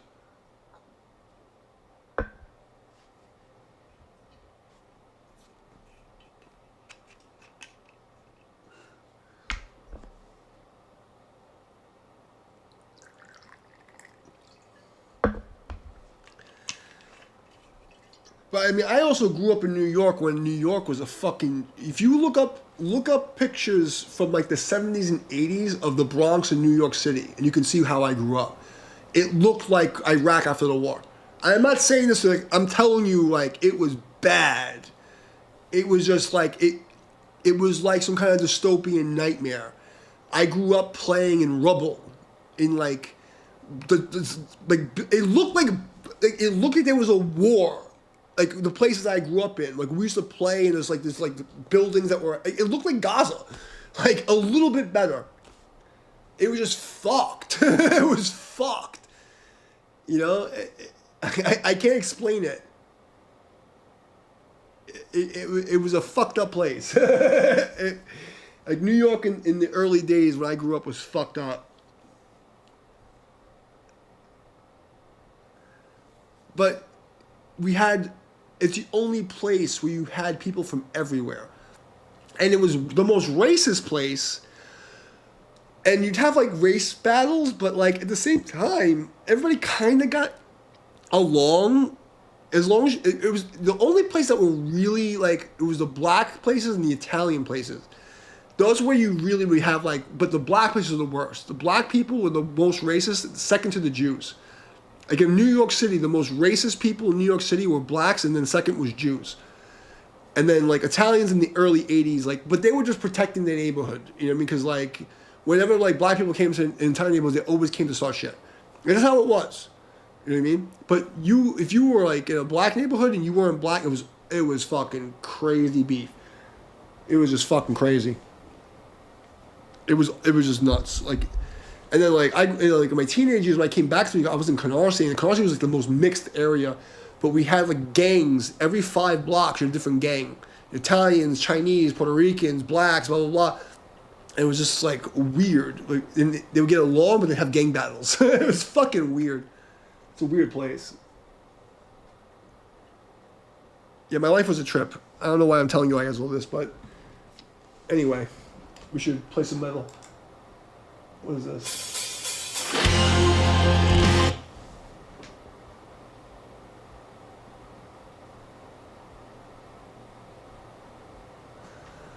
Most of the people, what happened was, when we first heard about 9/11, all of us it was crazy because it was like a moment where, like, New York came together, and, like, everybody was like, we're gonna, like, oh, you're coming after, because, like, we all used to fight each other, but when somebody from the outside came in, oh, it's on. We're all together. We're gonna fuck you up bad. So a lot of kids, they're like, oh, you know, George Bush, like, Iraq. Like, oh, it's Iraq. We're going to Iraq. You know, and then when, like, because there's people I trained that went, and they got there and they're like, this isn't right, and they like, this is fucked up. We're not supposed to be here, and then that fucked them up, and they came home fucked up. They can't because they got sold a lie. Imagine like your best friend gets jumped, and then somebody comes over, or your wife or your sister gets jumped, or your mother, and like somebody comes over and says, "Yo, it was these guys," and then you go over and you fucking cut their dick off and you fucking like torture their whole family, and you find out it was somebody from an entire different fucking place. You'd be like all fucked up. Because like humans don't want to just fuck people, like hurt people. Like you need a good reason.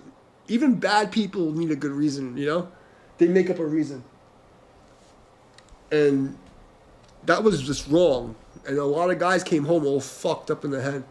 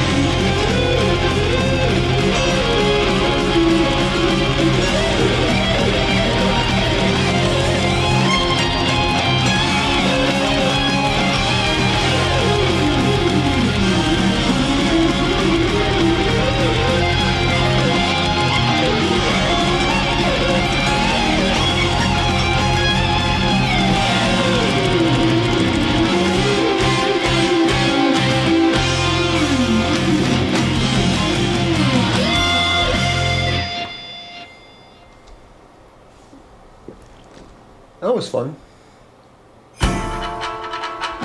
Oh, is this Japanese time?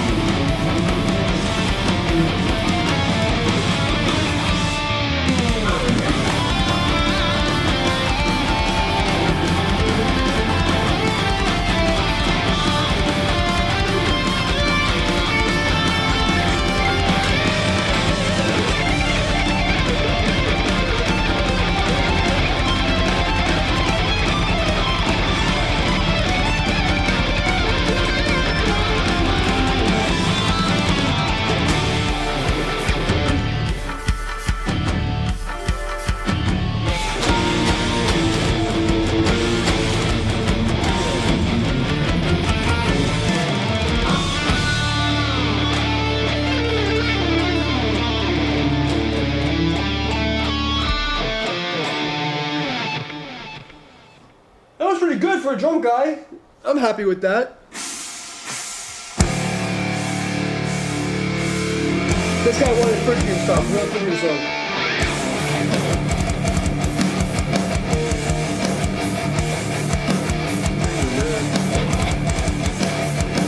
No, we did this already today. I'm pretty sure we did this already today. No, we didn't again. I think we did that already.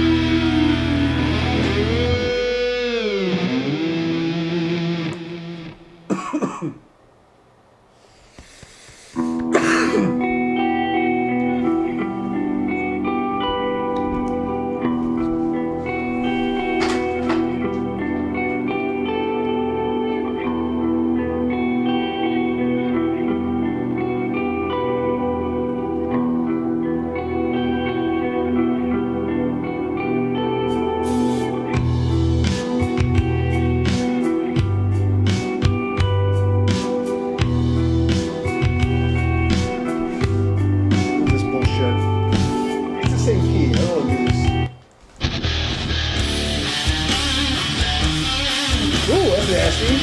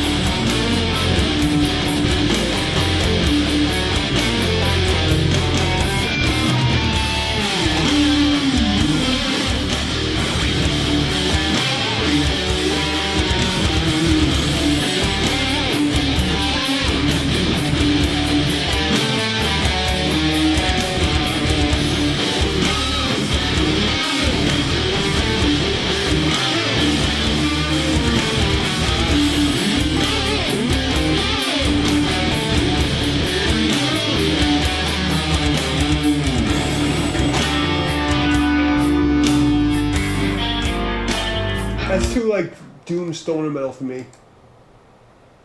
I want to shred.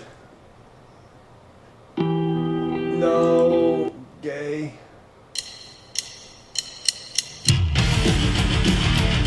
Alright.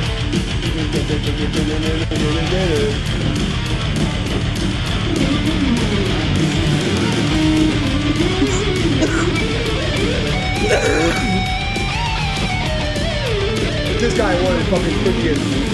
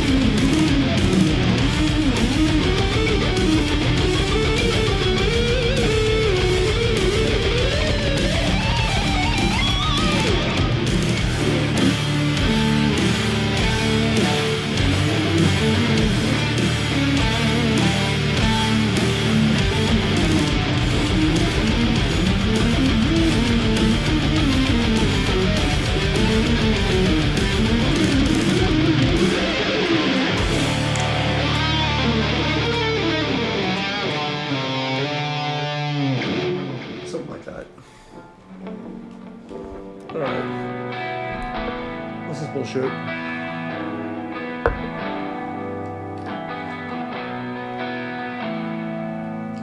Ballad. I could fake this fucking pop music shit, I guess.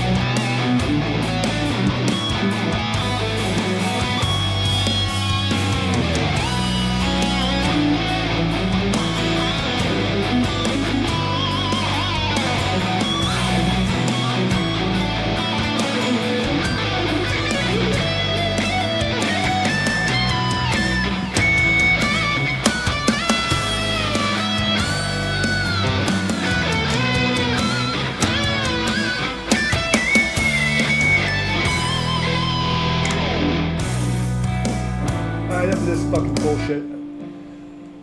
I said, what did I say right? I'm sorry, bro. I lost the chat. What did I say right? Let's find something else to play. Phrygian Dominant. Okay.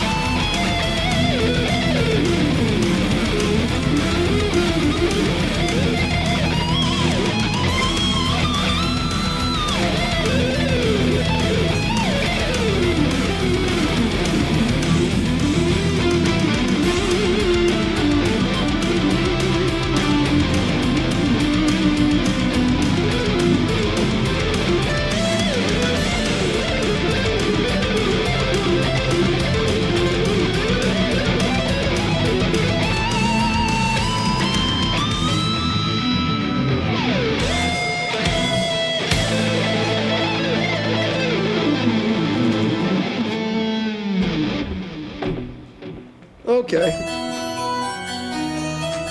I shit on that track. I should get like 1 billion likes for that. I fucking shit on that thing.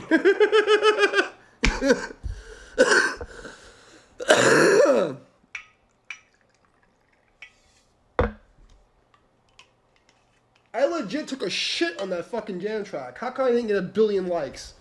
I should have like 5 billion likes for that.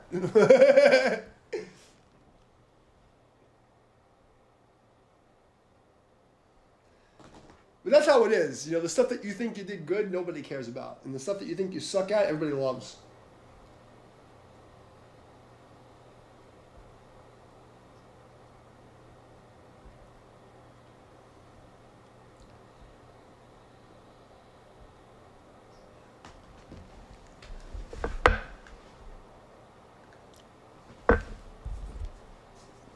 What is this? E minor? Let's try this one.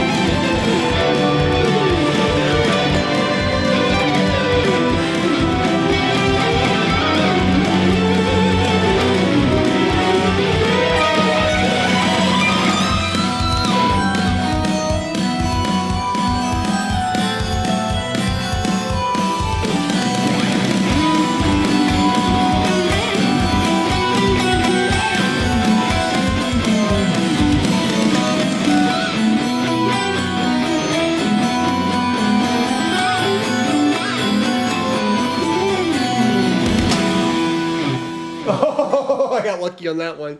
I got fucking lucky on that one. Holy shit. Let's go. Let's go.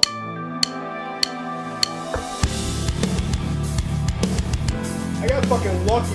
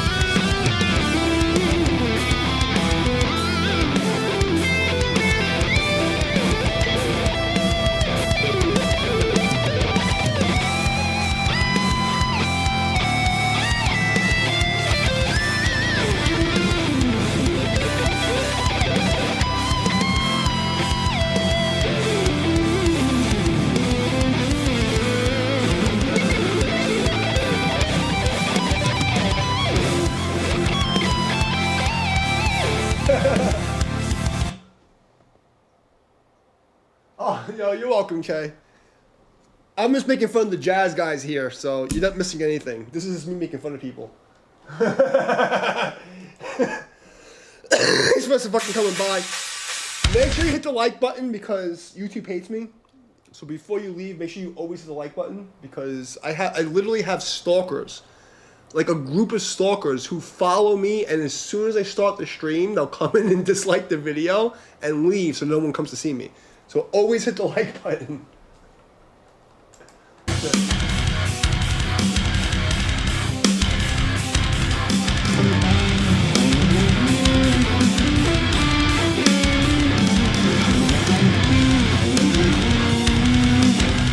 is this shit? Hold on, where am I at?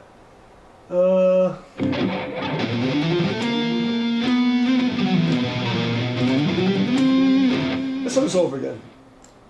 I have a handicap. I appreciate you guys, you know, guys come to hang out with me, listen to me preach my fucking gospel of madness. Because otherwise, you know, like, I'm in a weird position because, like, if I wanted to, I have an opportunity to release music, but, like, I just don't feel like it's the time. So, like, it's giving me an excuse to, like, you know, maintain my, you know, showing you my progress of getting Diesel again. I had to take a month off, I got sick. But, you know, it's forcing me to practice and hang out and be social. Because otherwise I do nothing but Tai Chi and, like, fucking, like, watch anime. It wasn't for, like, this, it happened so randomly. If it wasn't for this jam roulette thing, I wouldn't be drinking, I wouldn't be hanging out. I'd just be, like, working and eating and meditating and sitting down in my chair. I don't talk to people. I hate everybody. So I appreciate you guys, you know? It's forcing me to get back into being a human. So without you guys, I'd probably just be a robot NPC warrior monk waiting for the apocalypse.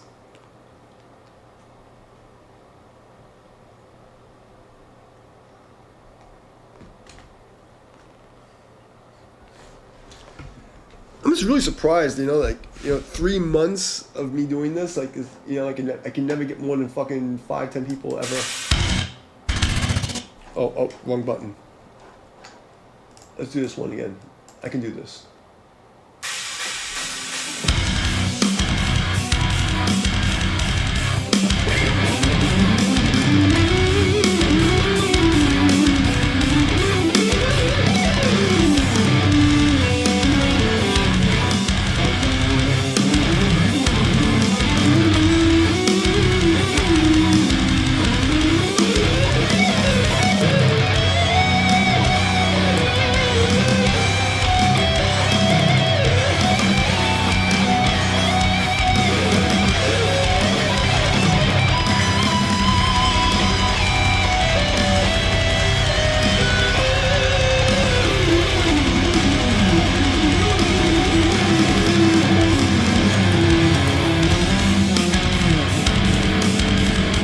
I remember this now. I did this a year ago. And that's why I have the melody stuck in my head. We're not doing that tonight. Is anybody still here? Okay, fuck off. I can fuck off a bit. I don't want to keep playing. I need to stretch. Oh, fuck. Oh, God.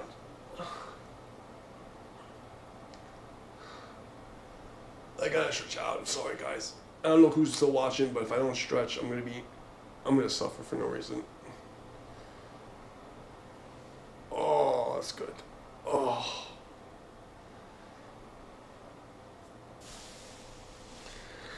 Okay.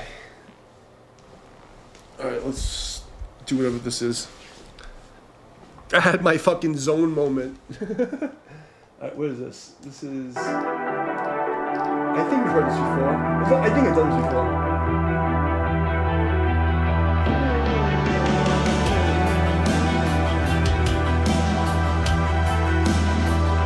I think I've done this before.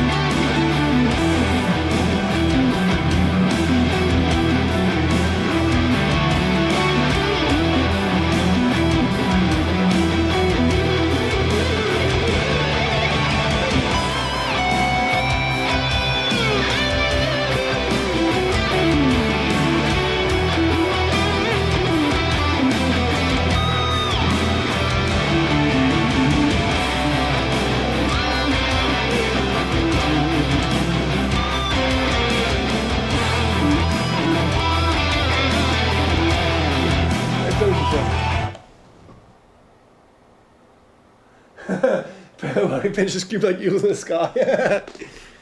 Yeah, you know it's funny. Like back in like the early 2000s, I didn't.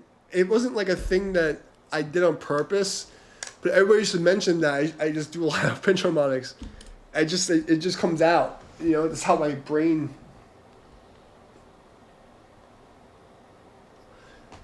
I really want to do some black metal. I don't want to do. I want to do some black metal. Hold on. Is there any black metal around? I want to do like a black metal track or a grindcore track. Let's see. Is there any good black metal stuff? Let's do a fucking black metal track. I've been soloing all night. You know, let's do something fucking evil.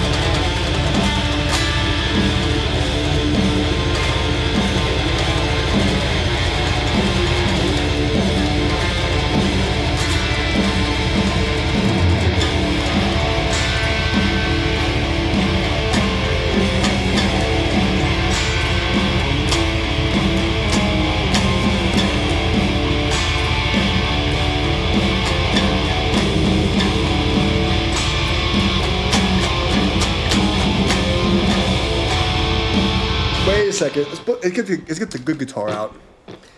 I've been soloing all night. Let me do some evil stuff. Let me go to a happy place, just for a couple of minutes. You know, let's just do. Let's go to evil land.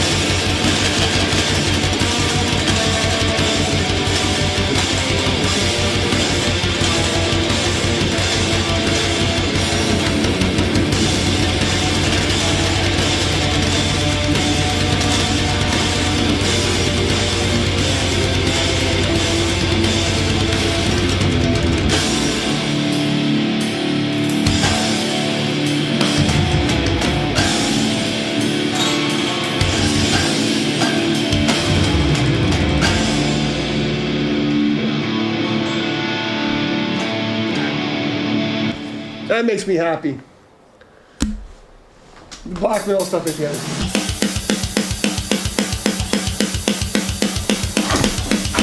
Oops. I broke it.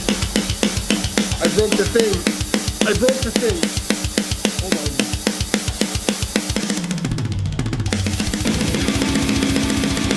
It's too bright cord.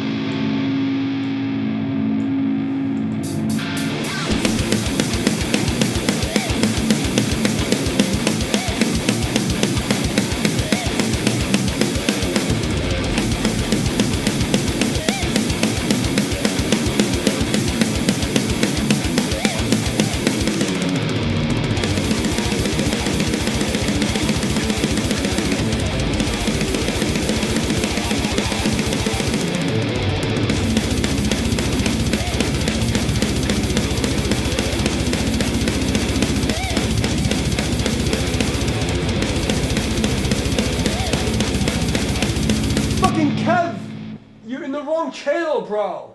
I didn't even notice you playing. I didn't notice you playing. I didn't notice you talking. Fucking Kevin, you're in the wrong channel. Read the description. We played a show out of town. Blaze player rode a Harley. He left.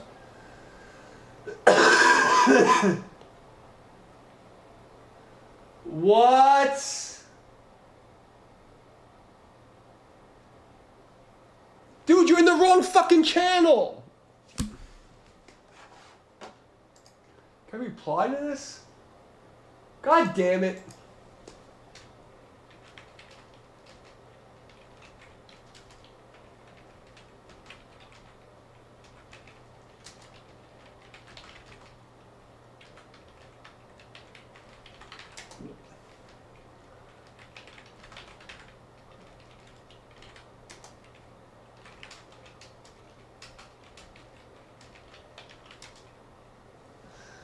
Holy shit! What the fuck? How long was this chat? When did he send this? I can't even tell when he sent this. Motherfucker!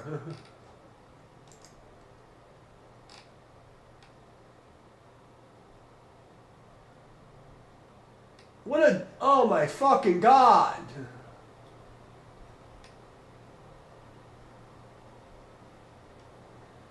This fucking dude's fucking bandmate. What the fuck?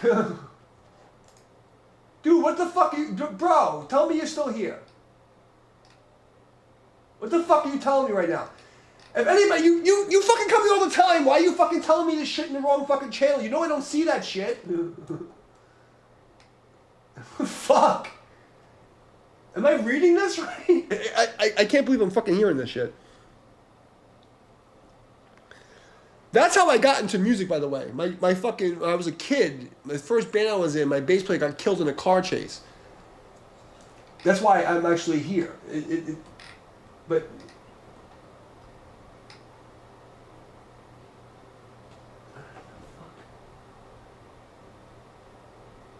I know this is fucking real because he went in the wrong chat.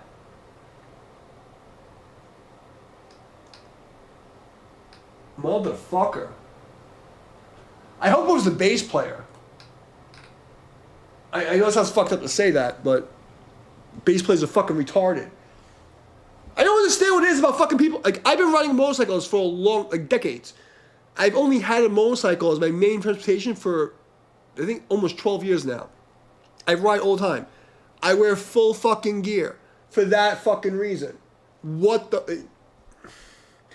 And the fact that you guys didn't tell him he's a fucking cunt for not wearing gear.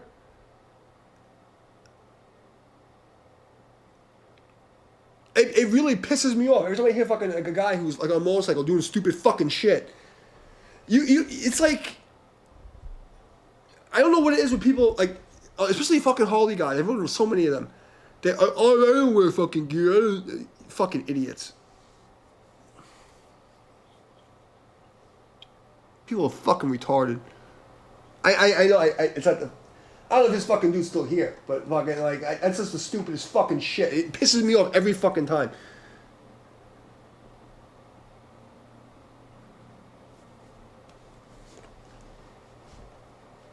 I'm done. Kev, you still here?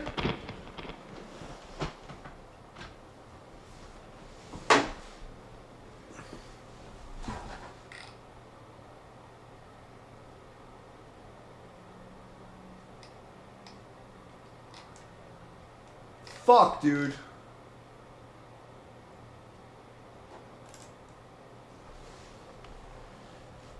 I gotta check my email.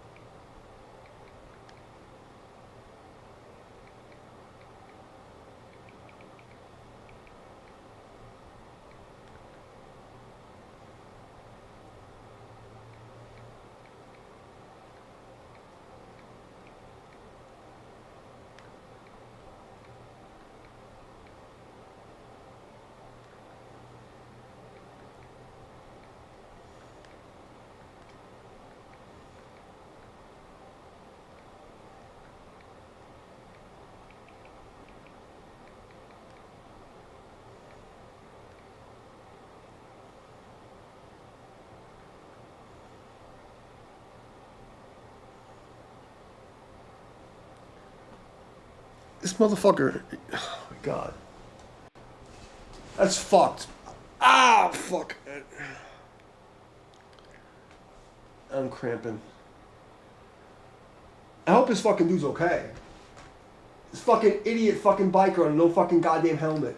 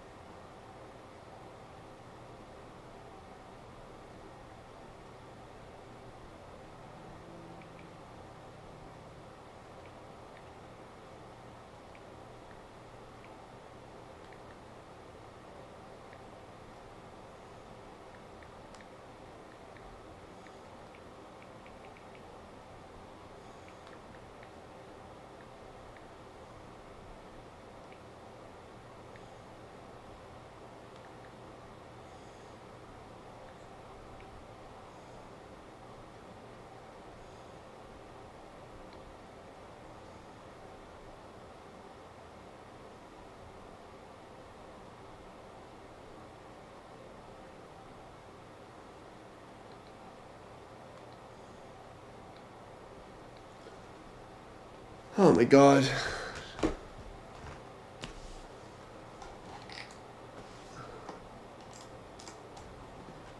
Oh, he's still here. You're in the wrong fucking stream, bro. I literally just sent him an email. He's fucking texting me in the wrong. I don't look this fucking low.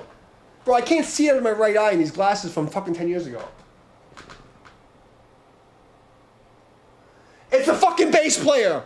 What did I fucking say? What did I fucking say? That's a, oh my fucking god. They're the fucking stupid ones.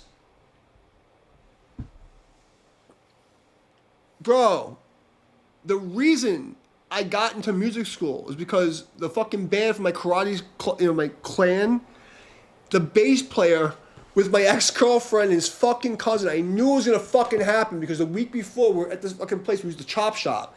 We used to take all the fucking stolen cars to. And his fucking idiot cousin, and they ran a fucking payloader into a gate. I fucking knew I just fucking knew it. And then 2 weeks later, my mom comes to the house like, I guess I'm gonna tell you. I'm like, what? Like, Charlie's dead. I'm like, what do you mean? This motherfucking idiot. They were in a fucking Volkswagen fucking Jetta. And the same fucking shit. It's fucking always the fucking bass player. Stupid motherfuckers.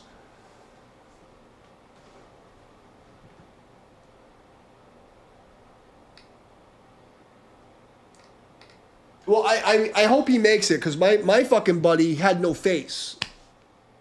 Because he flew out the fucking window in the Bell fucking Park because they wanted to run from the cops in the rain because they thought it was fucking cool. I'm sorry, dude. Like, you know, it is what it is. It's always a fucking bass player. There's always a fucking bass player. There's some fucking stupid.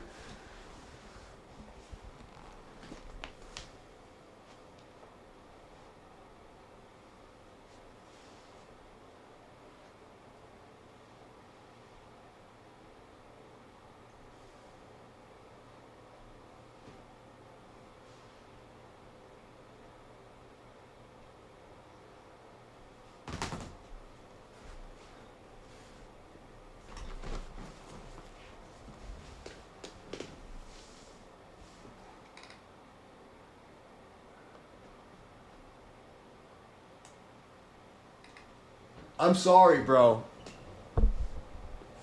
I don't know what to tell you. I mean, like, cause I've been through it so many times. Like, so many fucking people doing stupid fucking shit.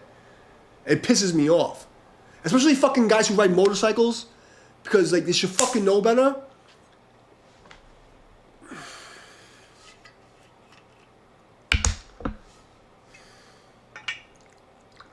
Motherfucker.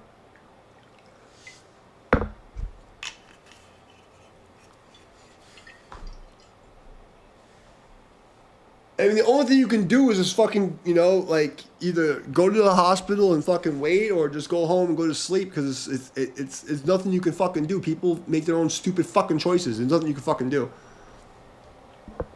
But part of the reason I am who I am today is because the fucking bass player of my band died in a car chase. You know? No, it's okay, bro. Like, dude, it's fine. That's why we're here. What the fuck do you think I'm doing? I'm fucking playing guitar and drinking fucking whiskey. I don't give a fuck.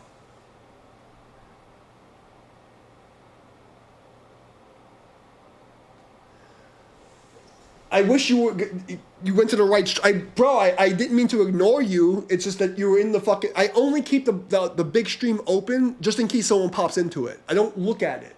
I always say that. I didn't mean to ignore you, bro. That's fucked up. But my only advice is to stay as calm as possible, and either you go to the fucking hospital and you fucking wait and show support, or you just go home and pray, because there's nothing you can do. It's out of your hands. You know, it's like everybody's karma is an individual karma, and they make their own fucking choices. There's nothing you can do.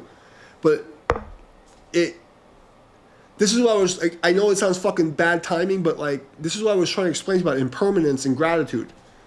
Because this is why I live my life like every day's the last day.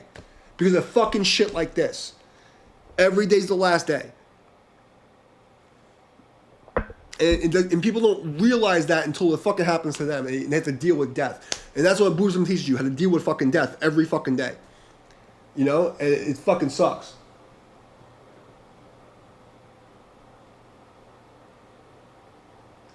Because there's nothing else you can do. There's nothing you can do. And, you know, and that's the most fucked up thing, is that when this shit happens, there's nothing you can do. And people are fucking stupid, and it's always a fucking bass player. It's always a fucking bass player. I don't know fucking why. Because they're fucking bass players. They're fucking stupid. My bass player had no fucking face. He fucking cocksucker. I fucking warned him. I fucking told him 2 weeks before. He didn't fucking listen to me. And he flew out of the fucking car on the Bell Parkway. He had no face. You know what I mean? And don't worry about it. It's all good. Like, it's not a coincidence that you felt to come here, because I've been through this shit. You know? And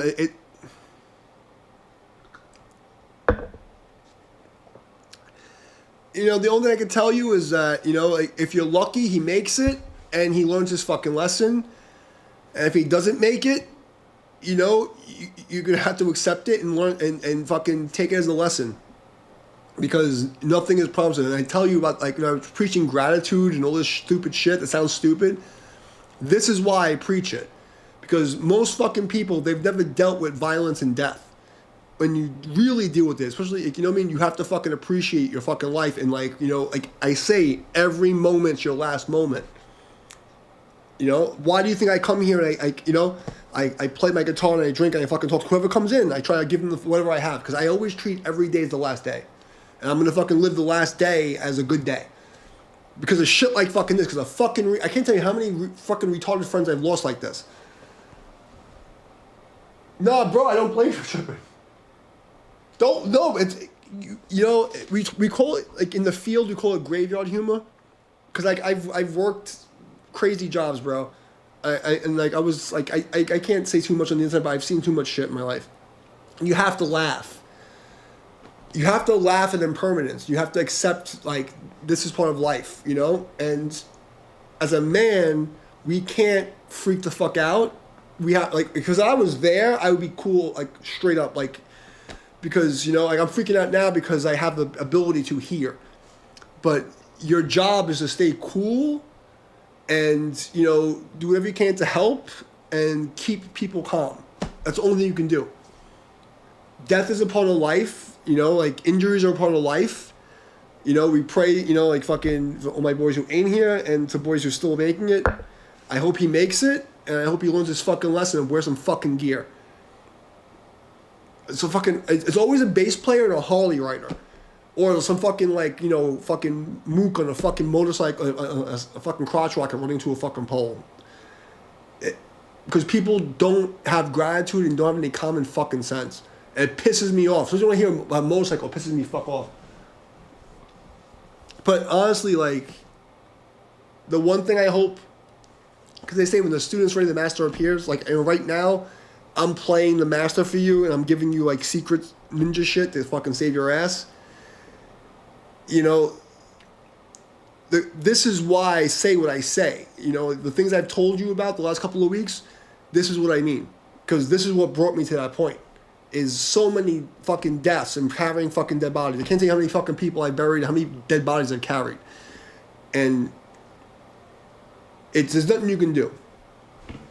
It sucks. It's fucked up.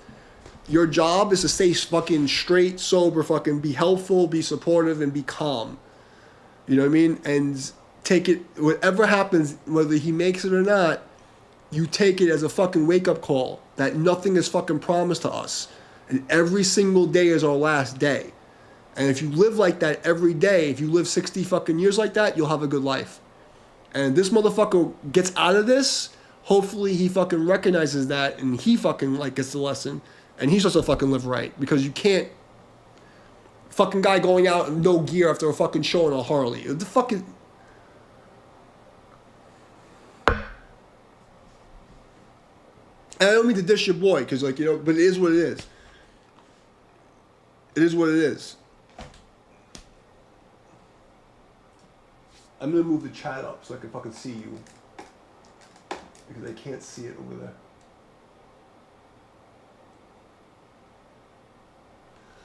That's the fucking devil, bro. I'm telling you.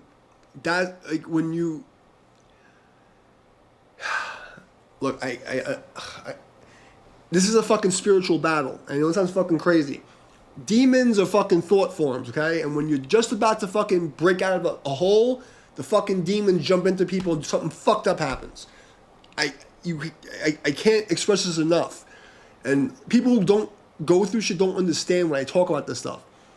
But it's a spiritual fucking battle.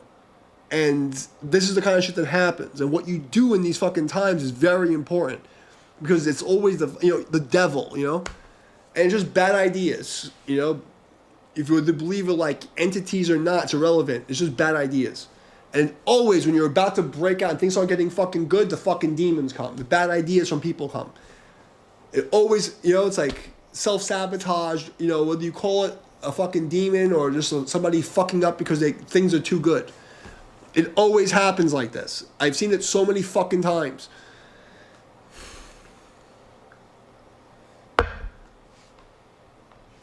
I buried too many people like this.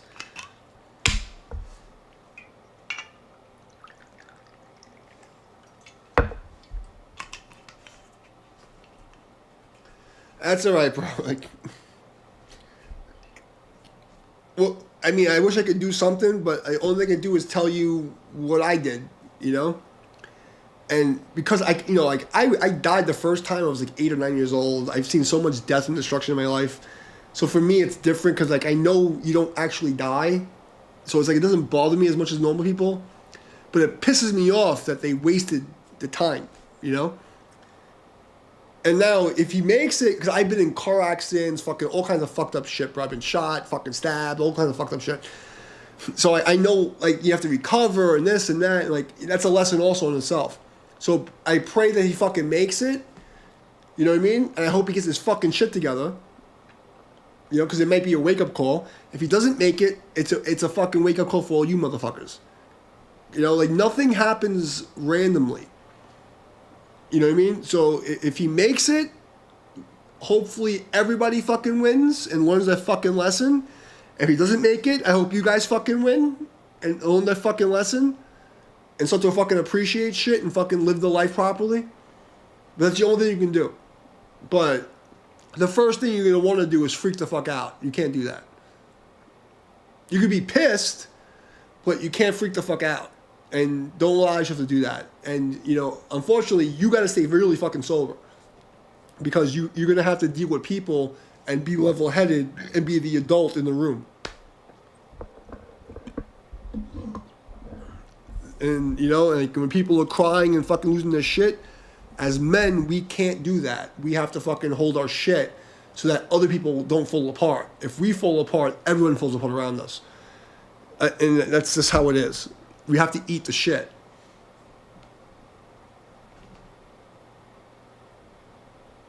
Yeah, I can't tell you how many people I know. Like, bro, I had a friend who fucking ran to a fucking God. I know. Because it's a program. It's an NPC program. I'm not wearing a helmet. Blah blah blah. Like what are you fucking retarded? It's just a thing, bro. It's a thing. I've gone through this before. You know what I mean? But there's nothing we can do because free will. Every single person, he who can fucking escape the pit by his own will transcends it. He have to fucking do it by himself. He's a grown-ass man who made a stupid fucking decision, and didn't fucking account for other people. When I go on my bike, I've been riding for a long time, bro. Like, I've only had a motorcycle for the last 10, 12 years. I go out, full body armor. Like, it's my car, but every time you know why, though? Because there's nobody to come get me. Everybody I care about is dead. Anybody who cares about me is dead. So for me, and even before that, when when people were still alive, I made sure, like, if I get into an accident, like, I got into 3 accidents, full gear. I got up and picked my bike up and kept going. You know what I mean? Like, because I'm not going to put myself in a situation where I'm a fucking liability for other people. It's stupidity. And it's a fucking bass player, and I can't tell you, like, I've been through this shit before, the fucking bass players. And 3 fucking bass players do stupid fucking shit. It's always the fucking bass player.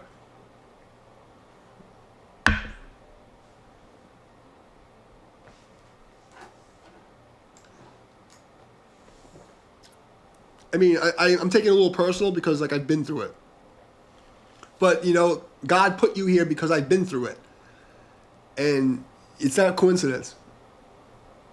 But, your job's going to be able to go to the fucking hospital. You're going to see the family. You got to fucking man up and be a soldier and be the one who's calm to keep the room level. And that's just what we do. And you have to eat the shit. You know what I mean? And if, if you feel like you're going to cry alone. And it's there's no complaining. We have to eat the shit. Because our job is to keep everybody else level. And it is what it is. I can't tell you how many fucking people I watched die that I was the one that was there carrying the fucking body. I had no choice but to fucking keep level, because if I fell apart, everybody falls apart. It's the whole fucking chain reaction. So you have to fucking eat it.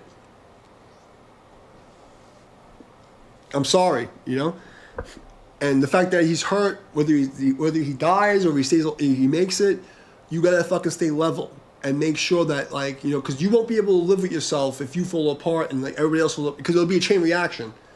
You gotta be the one that's solid, like, it's fucked up. I'm sorry.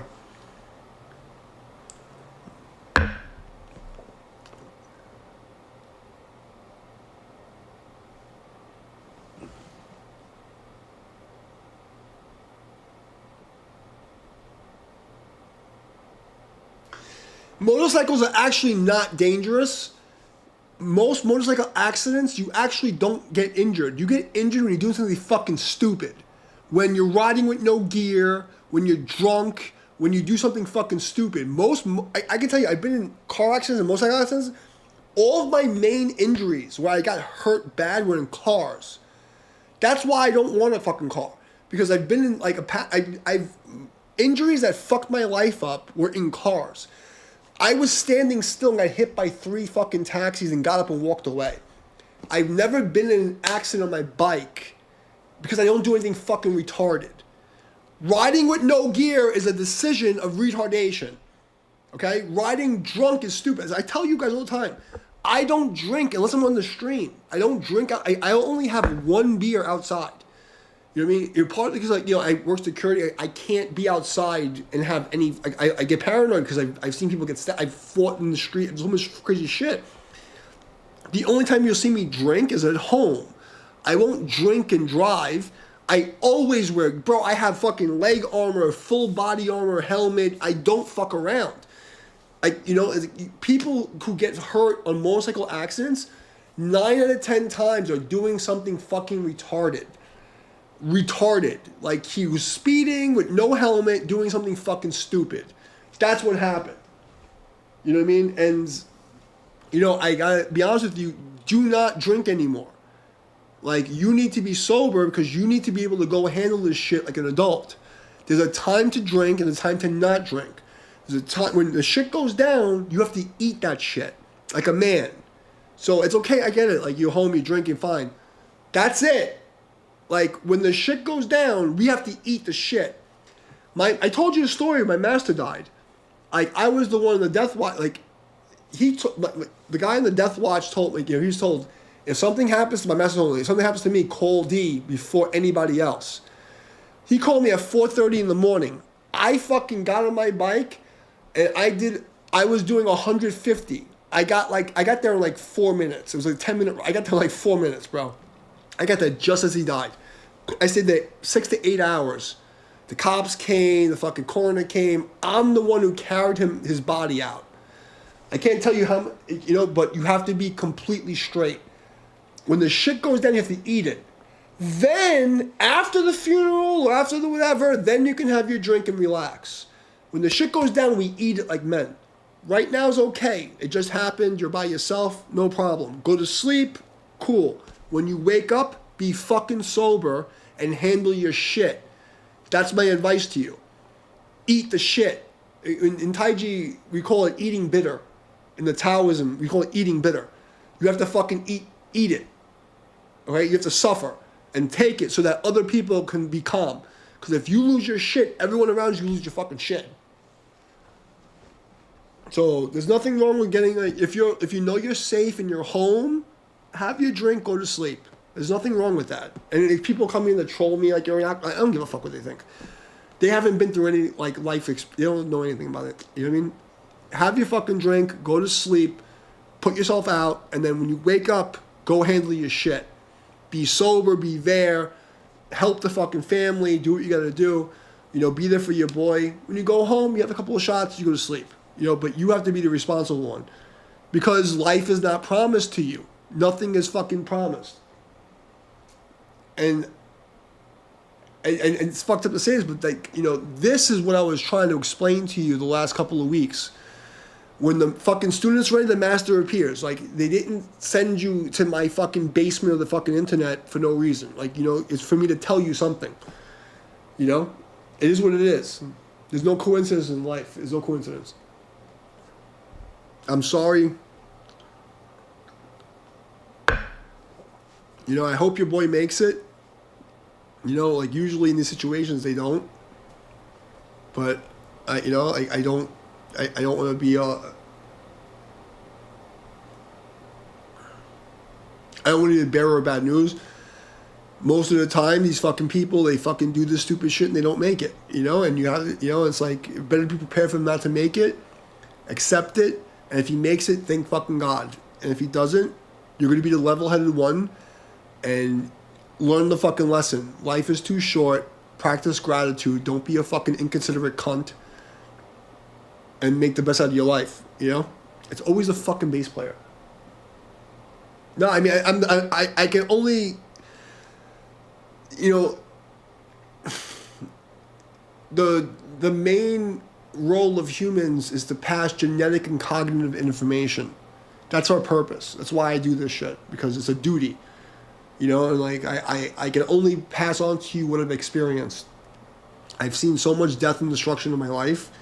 I'm telling you how I handle it, and like, you know, how I helped a lot of people from handling it this way. You know, you can't allow yourself to freak the fuck out, because that's your first instinct, and you gotta be like, no.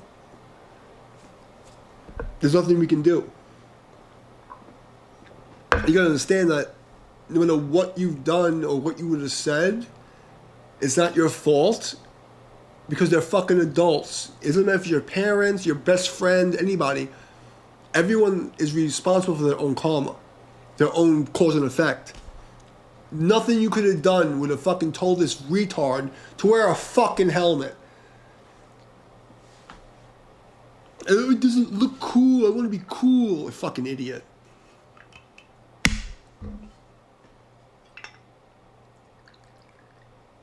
I don't even know the fucking guy. I want to smack him.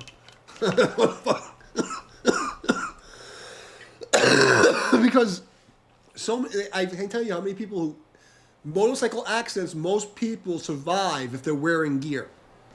And you actually get hurt less than in the car. It sounds crazy. But I can tell you, I've been hit by cars on my bike wearing full armor, and I bounce off and get up and I'm fine. I get into a car accident, my seatbelt on at 35, I'm fucking walking like a retard for fucking 3 months. Like,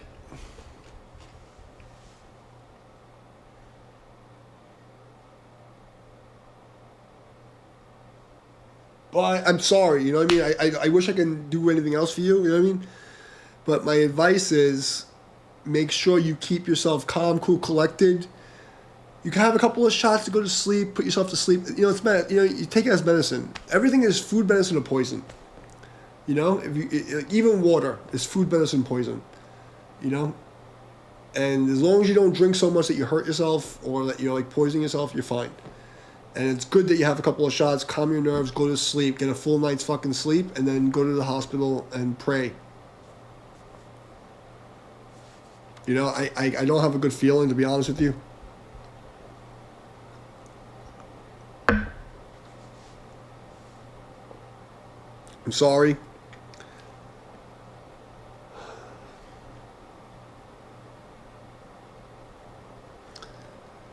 But no matter what you do, there's nothing you could have. I want to make sure you understand this. There's nothing you could have done different, because he would have chose the same thing. Karma is impossible to get away from. And with your time, it's your time. When it's time to get injured, it's time to get fucking dead, there's nothing you can do about it. I was just talking about, before you came in, I was talking about this. Like, it's like a computer code, man. There's nothing you can fucking do. It's when it's your time to get hurt or die, it's your time. You know? And it's either a lesson or a fucking finale. And accept it as it is, and then, you know, learn from it and fucking move on. The next 2 weeks, it's either going to be, you know, like keeping people calm and like waiting for him to recover, or dealing with the fucking funeral and keeping yourself, you know, straight. And there's two options. You can go into a fucking depression and be like, oh my God, blah, blah, blah, and let the fucking demons get you and fuck your life up. Or you can say, wow, this is a fucking wake-up call. I don't have time to be fucking around and being a jerk off. I have to fucking like appreciate every single day as at my last day. And I'm not going to waste my fucking time. And that's how I live my life.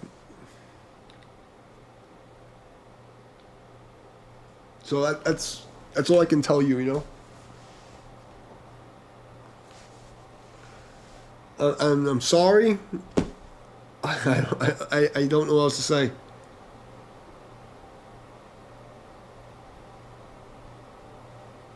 But I hope it finds you well, that my suffering helps you in some way, you know. The people in the big chat, in the main chat, probably wonder what the fuck am I talking about. But I'm sorry, you know? Like, I wish I can help. There's nothing I can do. It's your karma. Karma's a bitch. But, what happens, make sure that you keep yourself as level as possible and accept whatever happens and pray for the best, you know? And no matter which way it turns out, take it as a fucking lesson that all things are impermanence. Nothing here is in its natural state. Everything wants to disintegrate. And every day's your last day. That's why it's like, do your best to not argue with people that you care about and fucking, make sure you can sleep at night. Because you never know when somebody you care about's gone. And it's like this.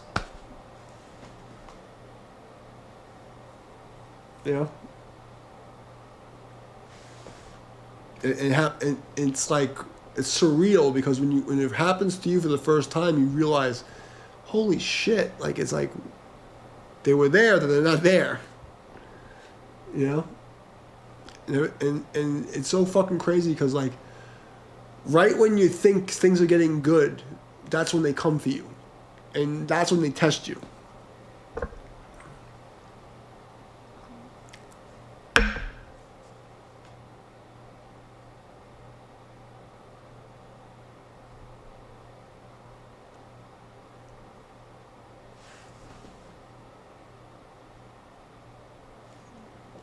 Nah, don't be sorry, bro. Like, I was built for this shit. This is what I was built for do. You know what I mean? Like, this is what it is. Don't be sorry. I'm sorry that I can't do more to help you. Cause that's like that's my job. It's like I was built for this shit. But I wish I could do more. To explain to you, like what it is. Because that's the only reason it's happening, and you wouldn't have came here if it wasn't the reason. There's no coincidence in life. I wish I could have gave you more than I can give you, but all I can tell you is you have to see every instance as a lesson, and like really understand what is the Matrix teaching you,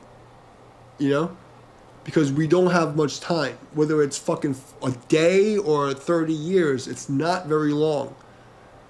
And I told you about your grandmother, right? I said to you, like, you don't understand. It's like this. Like a thief in the night, just all of a sudden gone. You're like, what the fuck? Like, And that's what really wakes you up. And when these moments happen, you can go to the left-hand path or the right-hand path. You can go and be like, oh, everything's fucked. You can go, oh, I understand impermanence, and this is what it is. I have to fucking do better because I don't have much time. Because that could be you. It could be you. And I've lived like that since I was 9 years old. And that's why I've accomplished so many things, because to me, every single moment is my last moment. And people don't understand, how did he become like this ninja grandmaster guy, blah, blah, blah. They don't understand what I mean by this. Because it's not tangible to them. Because until you face death, like tangibly, you don't understand who I am. Right? My name was Death. Like in metal scene, they used to call me Death. That was like my scene name was Death. And it's like, I'm not trying to talk shit. I'm talking about anybody in Brooklyn would know DMD is like Death. Okay? Like, they know me as Death. And because if you don't really perceive what death is, in the life impermanence, you don't learn. You don't really live. And that's the lesson that comes from it. It's like, if it's a good thing, and I pray he fucking makes it, because because then, but the point is, this is important for you, because then you're going to understand. That's the switch. When you understand what impermanence means, that's what the real life comes. You can't live until you understand this. Because all the shit I was telling you for the last 2 or 3 weeks that we've been talking means nothing until you understand what I'm talking about here. Now it's real. Now you get it. Now you understand tangibly who I am. and why I think the way I think. You know what I mean? And I have don't feel bad for me at all, because to me it's a blessing. You know, because it's like that's why I am who I am. You know, because if it wasn't for that, my whole philosophy would be bullshit.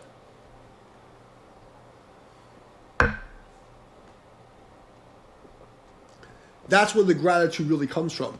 When you understand how impermanent, intangible things are, and how fast a motherfucker you can be gone. Your grandmother, your friends, everything's nothingness. And all these people that think they're better than you because they have a car or fuck whatever, and they don't comprehend what you're dealing with right now. It's a gain to them, until it's like this. It's like, oh shit. That's the real shit. That's when you really understand. And if you can accept it, and accept the individual's choices as their own choices, and your own choices, your own choices, that's where we actually live. And I said this to you. There was a Yakumo Nonori for Famous Sisters Art of War. We live each day wholeheartedly and consequently. Every moment is our last, and the fire. Live each day wholeheartedly and consecrately as a fire raging through your hair, and every moment is your last. And I read that when I was 13 years old. You know, I had already died twice. And that's what set me off. It made me different than the rest of the people. Because I understood this.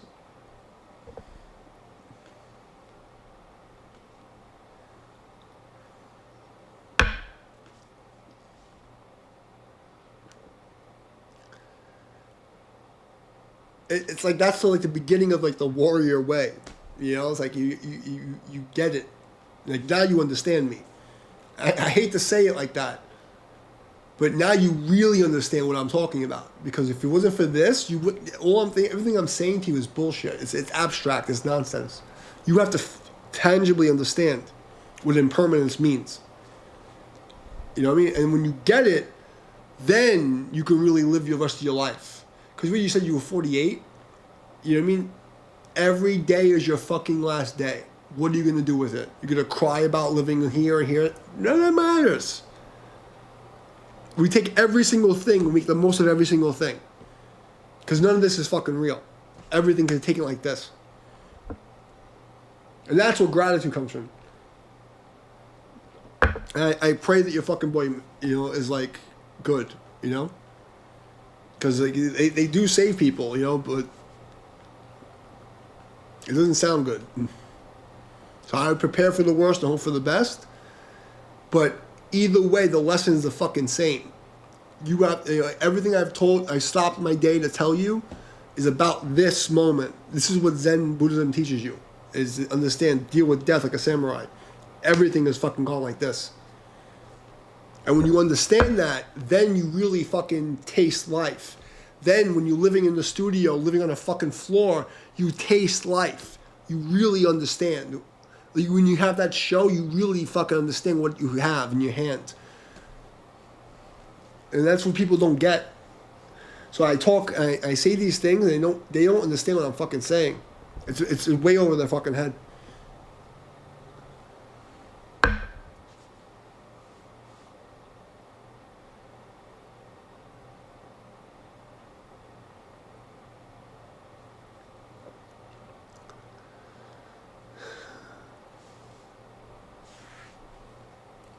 But I don't want you to feel sorry for coming here and saying anything. Like, you know, it's like I can't express to you enough that the gods put me here for this. You know what I mean? So I have no regret. I'm very happy. I'll even say a prayer for you. You know, like I have no regret. You know? So don't feel bad that you brought this here, because where else are you gonna bring it?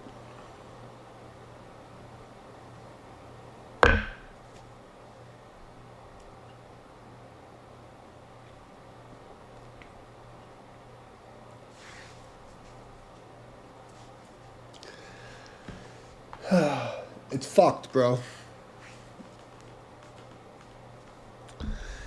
The only thing I can do is, like, let's play some fucking grindcore and call it a night. Because what else can I do to fucking make it feel better? Oh, I actually played the 7-string before. Is there a keyboard on here? Yeah, let's do some fucking grindcore for you. What else can we do, you know?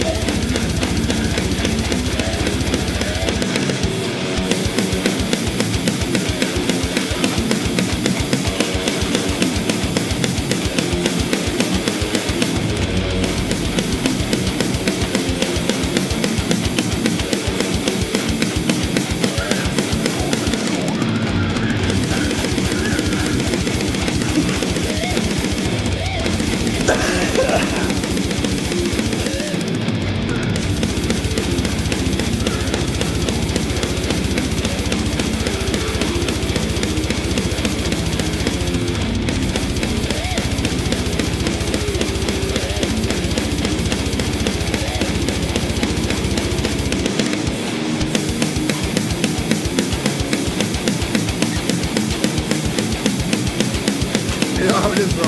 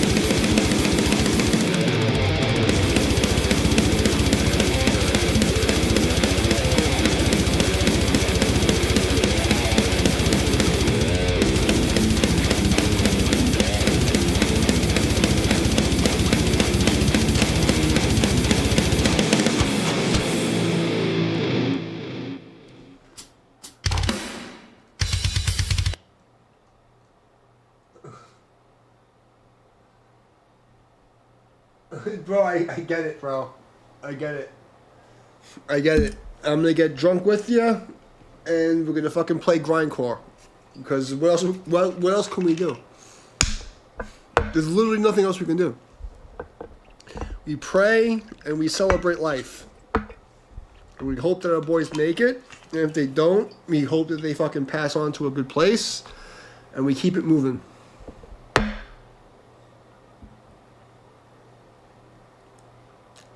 But now you understand me. Because before you wouldn't understand me. And it's fucked up to say that, but this is reality. What's this bullshit?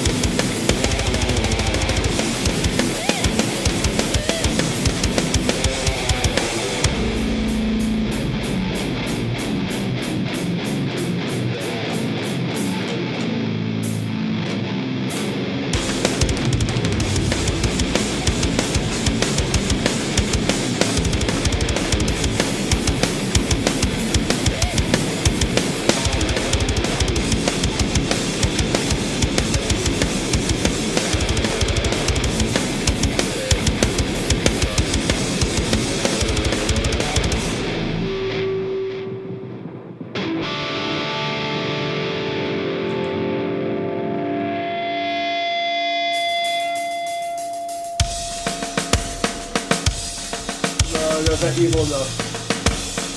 Not evil enough. No, no, no, we need more. More evil. No, no, no, no, no. No, no, no, no, we need more, much more evil than that. We need like disgusting evil. Like true fucking grim necro.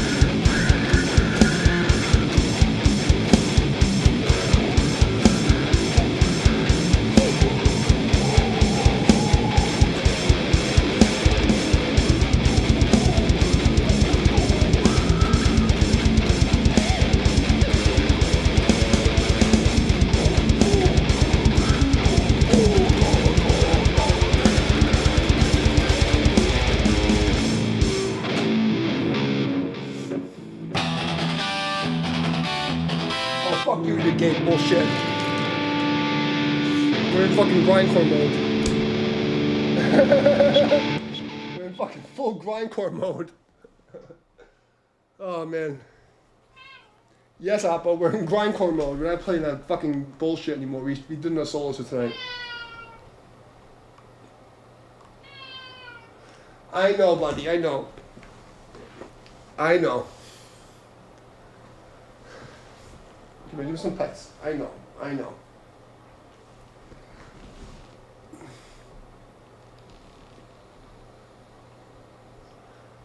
We're in full grindcore mode tonight. Death metal and grindcore only. We're not playing this bullshit.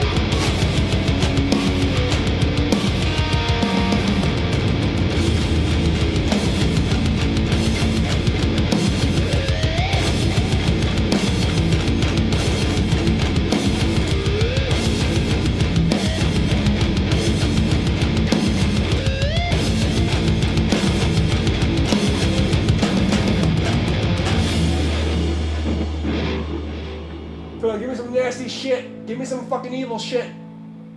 Give me. No, that's gay. I want evil. Give me the fucking darkness.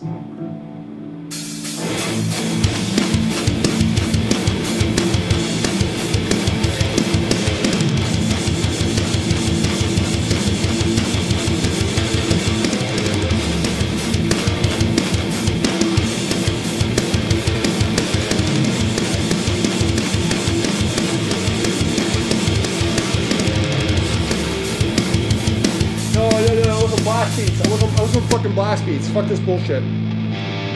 Don't fucking waste my time.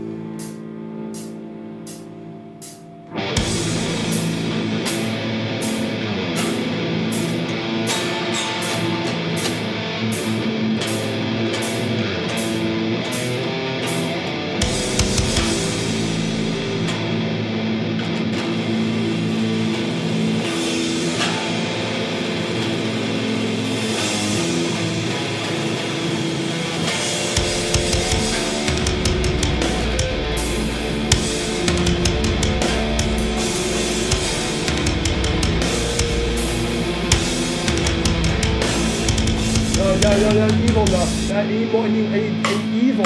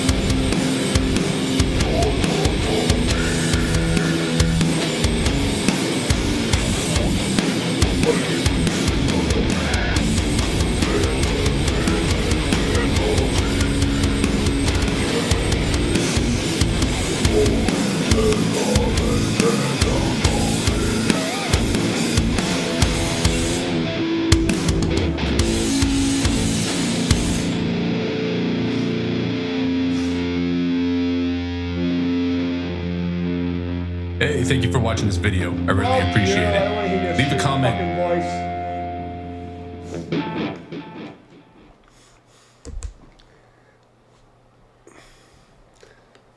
You know what? Yes, we need more of that. I'll be right back. We're gonna do more of this. Oh, fuck that one.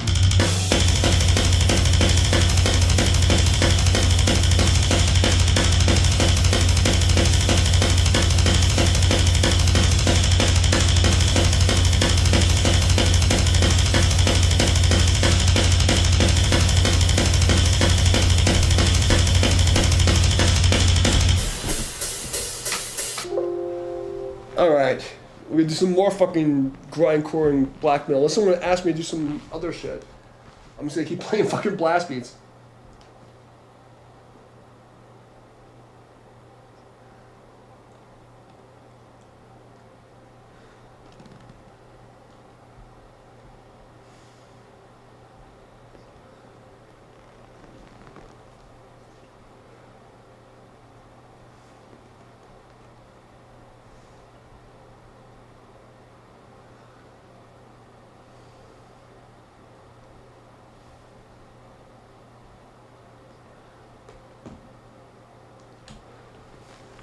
It's just some more fucking blast beats. I know who's still here, but...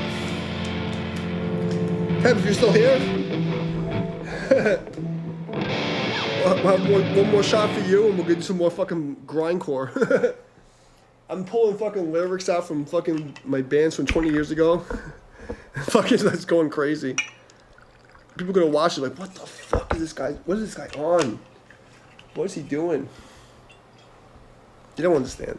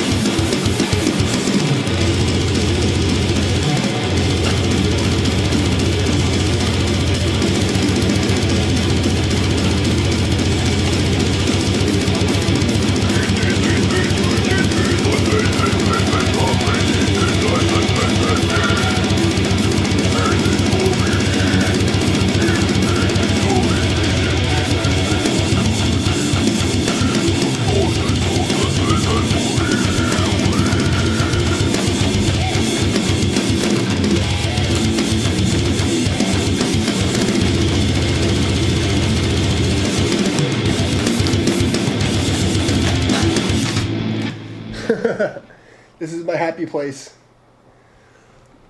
I get to pull out verse from like my bands from like 20 years ago. Oh my god. Kev, I hope you're doing good. You're still there? Oh my god. That's like my grindcore band should sound like. It's like I'm just stealing half the riffs and vocals from like my old band. Cause there's nothing else I can do. But we'll do some more.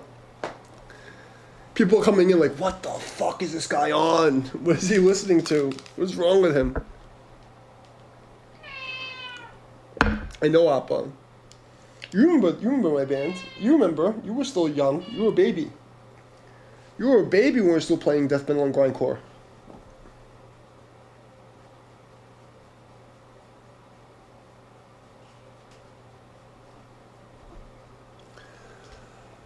Okay, see if we can fucking pull this off.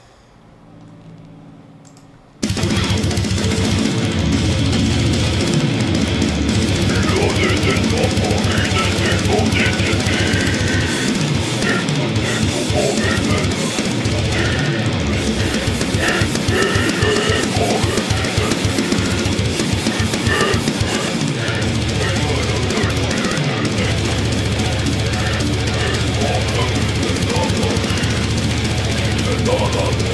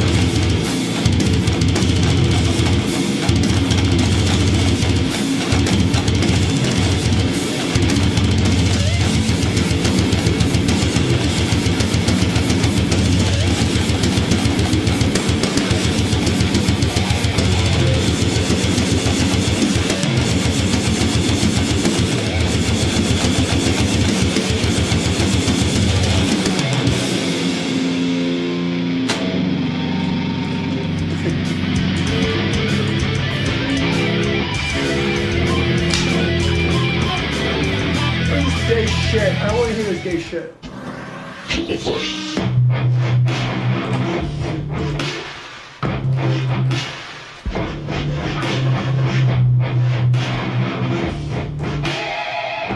is this shit? Really? No. What is this? No.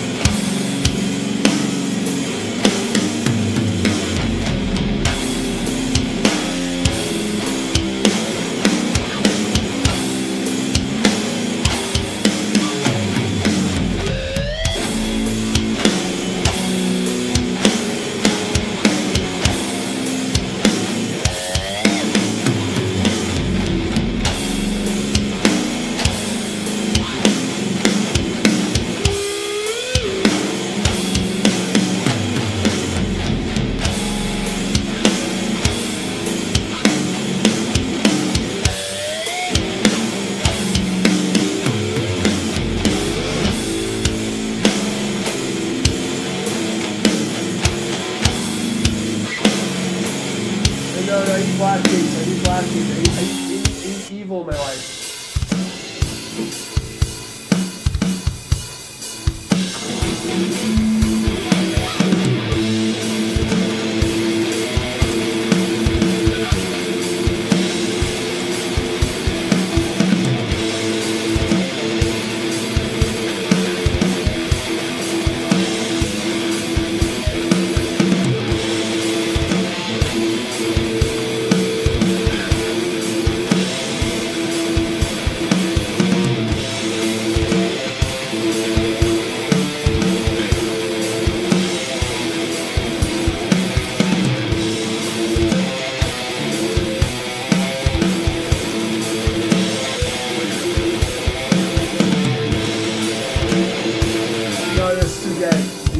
Blast beats. We need blast beats. I don't want to hear it. I don't want to. Motherfucker, there's no blast beats. No, fuck you. Fuck you, you mother. I don't want any groove metal. I want evil.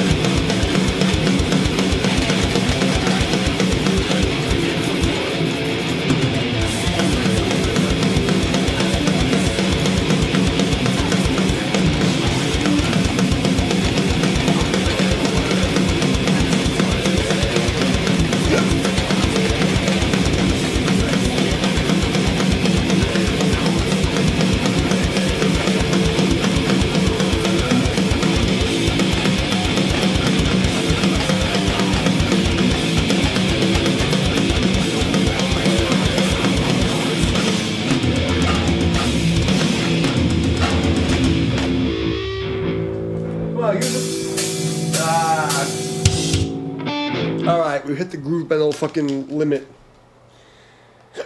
Now we're in groove metal. I'm done.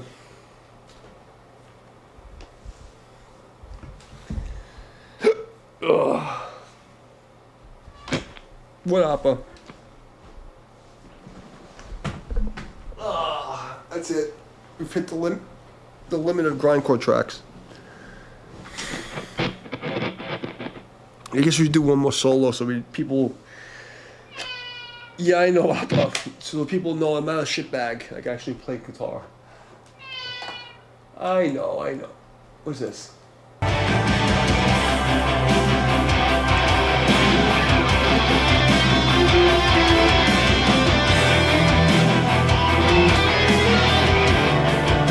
Okay, my end.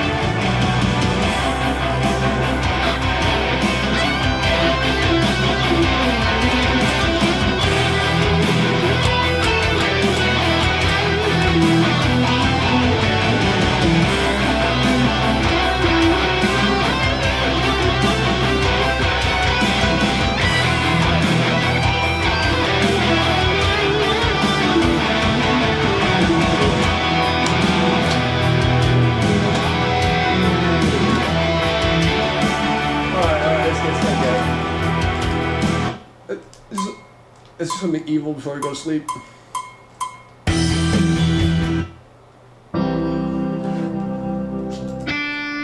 Fuck you. I ain't doing any of that. What's that? Oh, excuse me. Burped. What's this?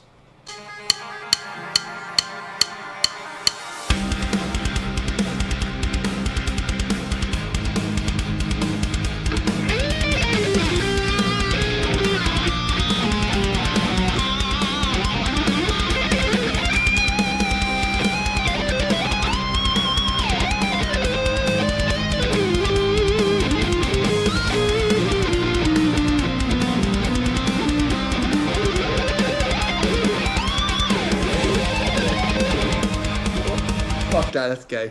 Alright, I think I'm done. I'm way too. I don't want to play heavy metal fucking music. Oh, this is cute.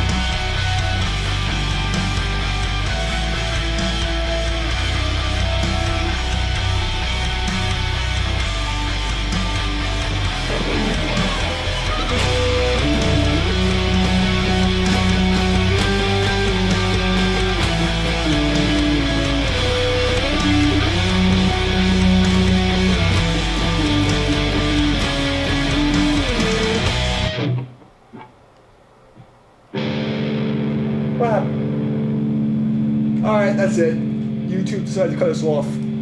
Fucking, the thing crashed. Alright, that means we're done. I love you guys.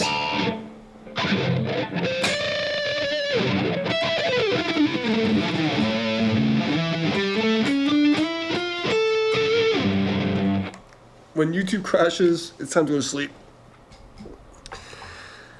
Kev, I pray your fucking boy is good. You know, I don't know what to say to you.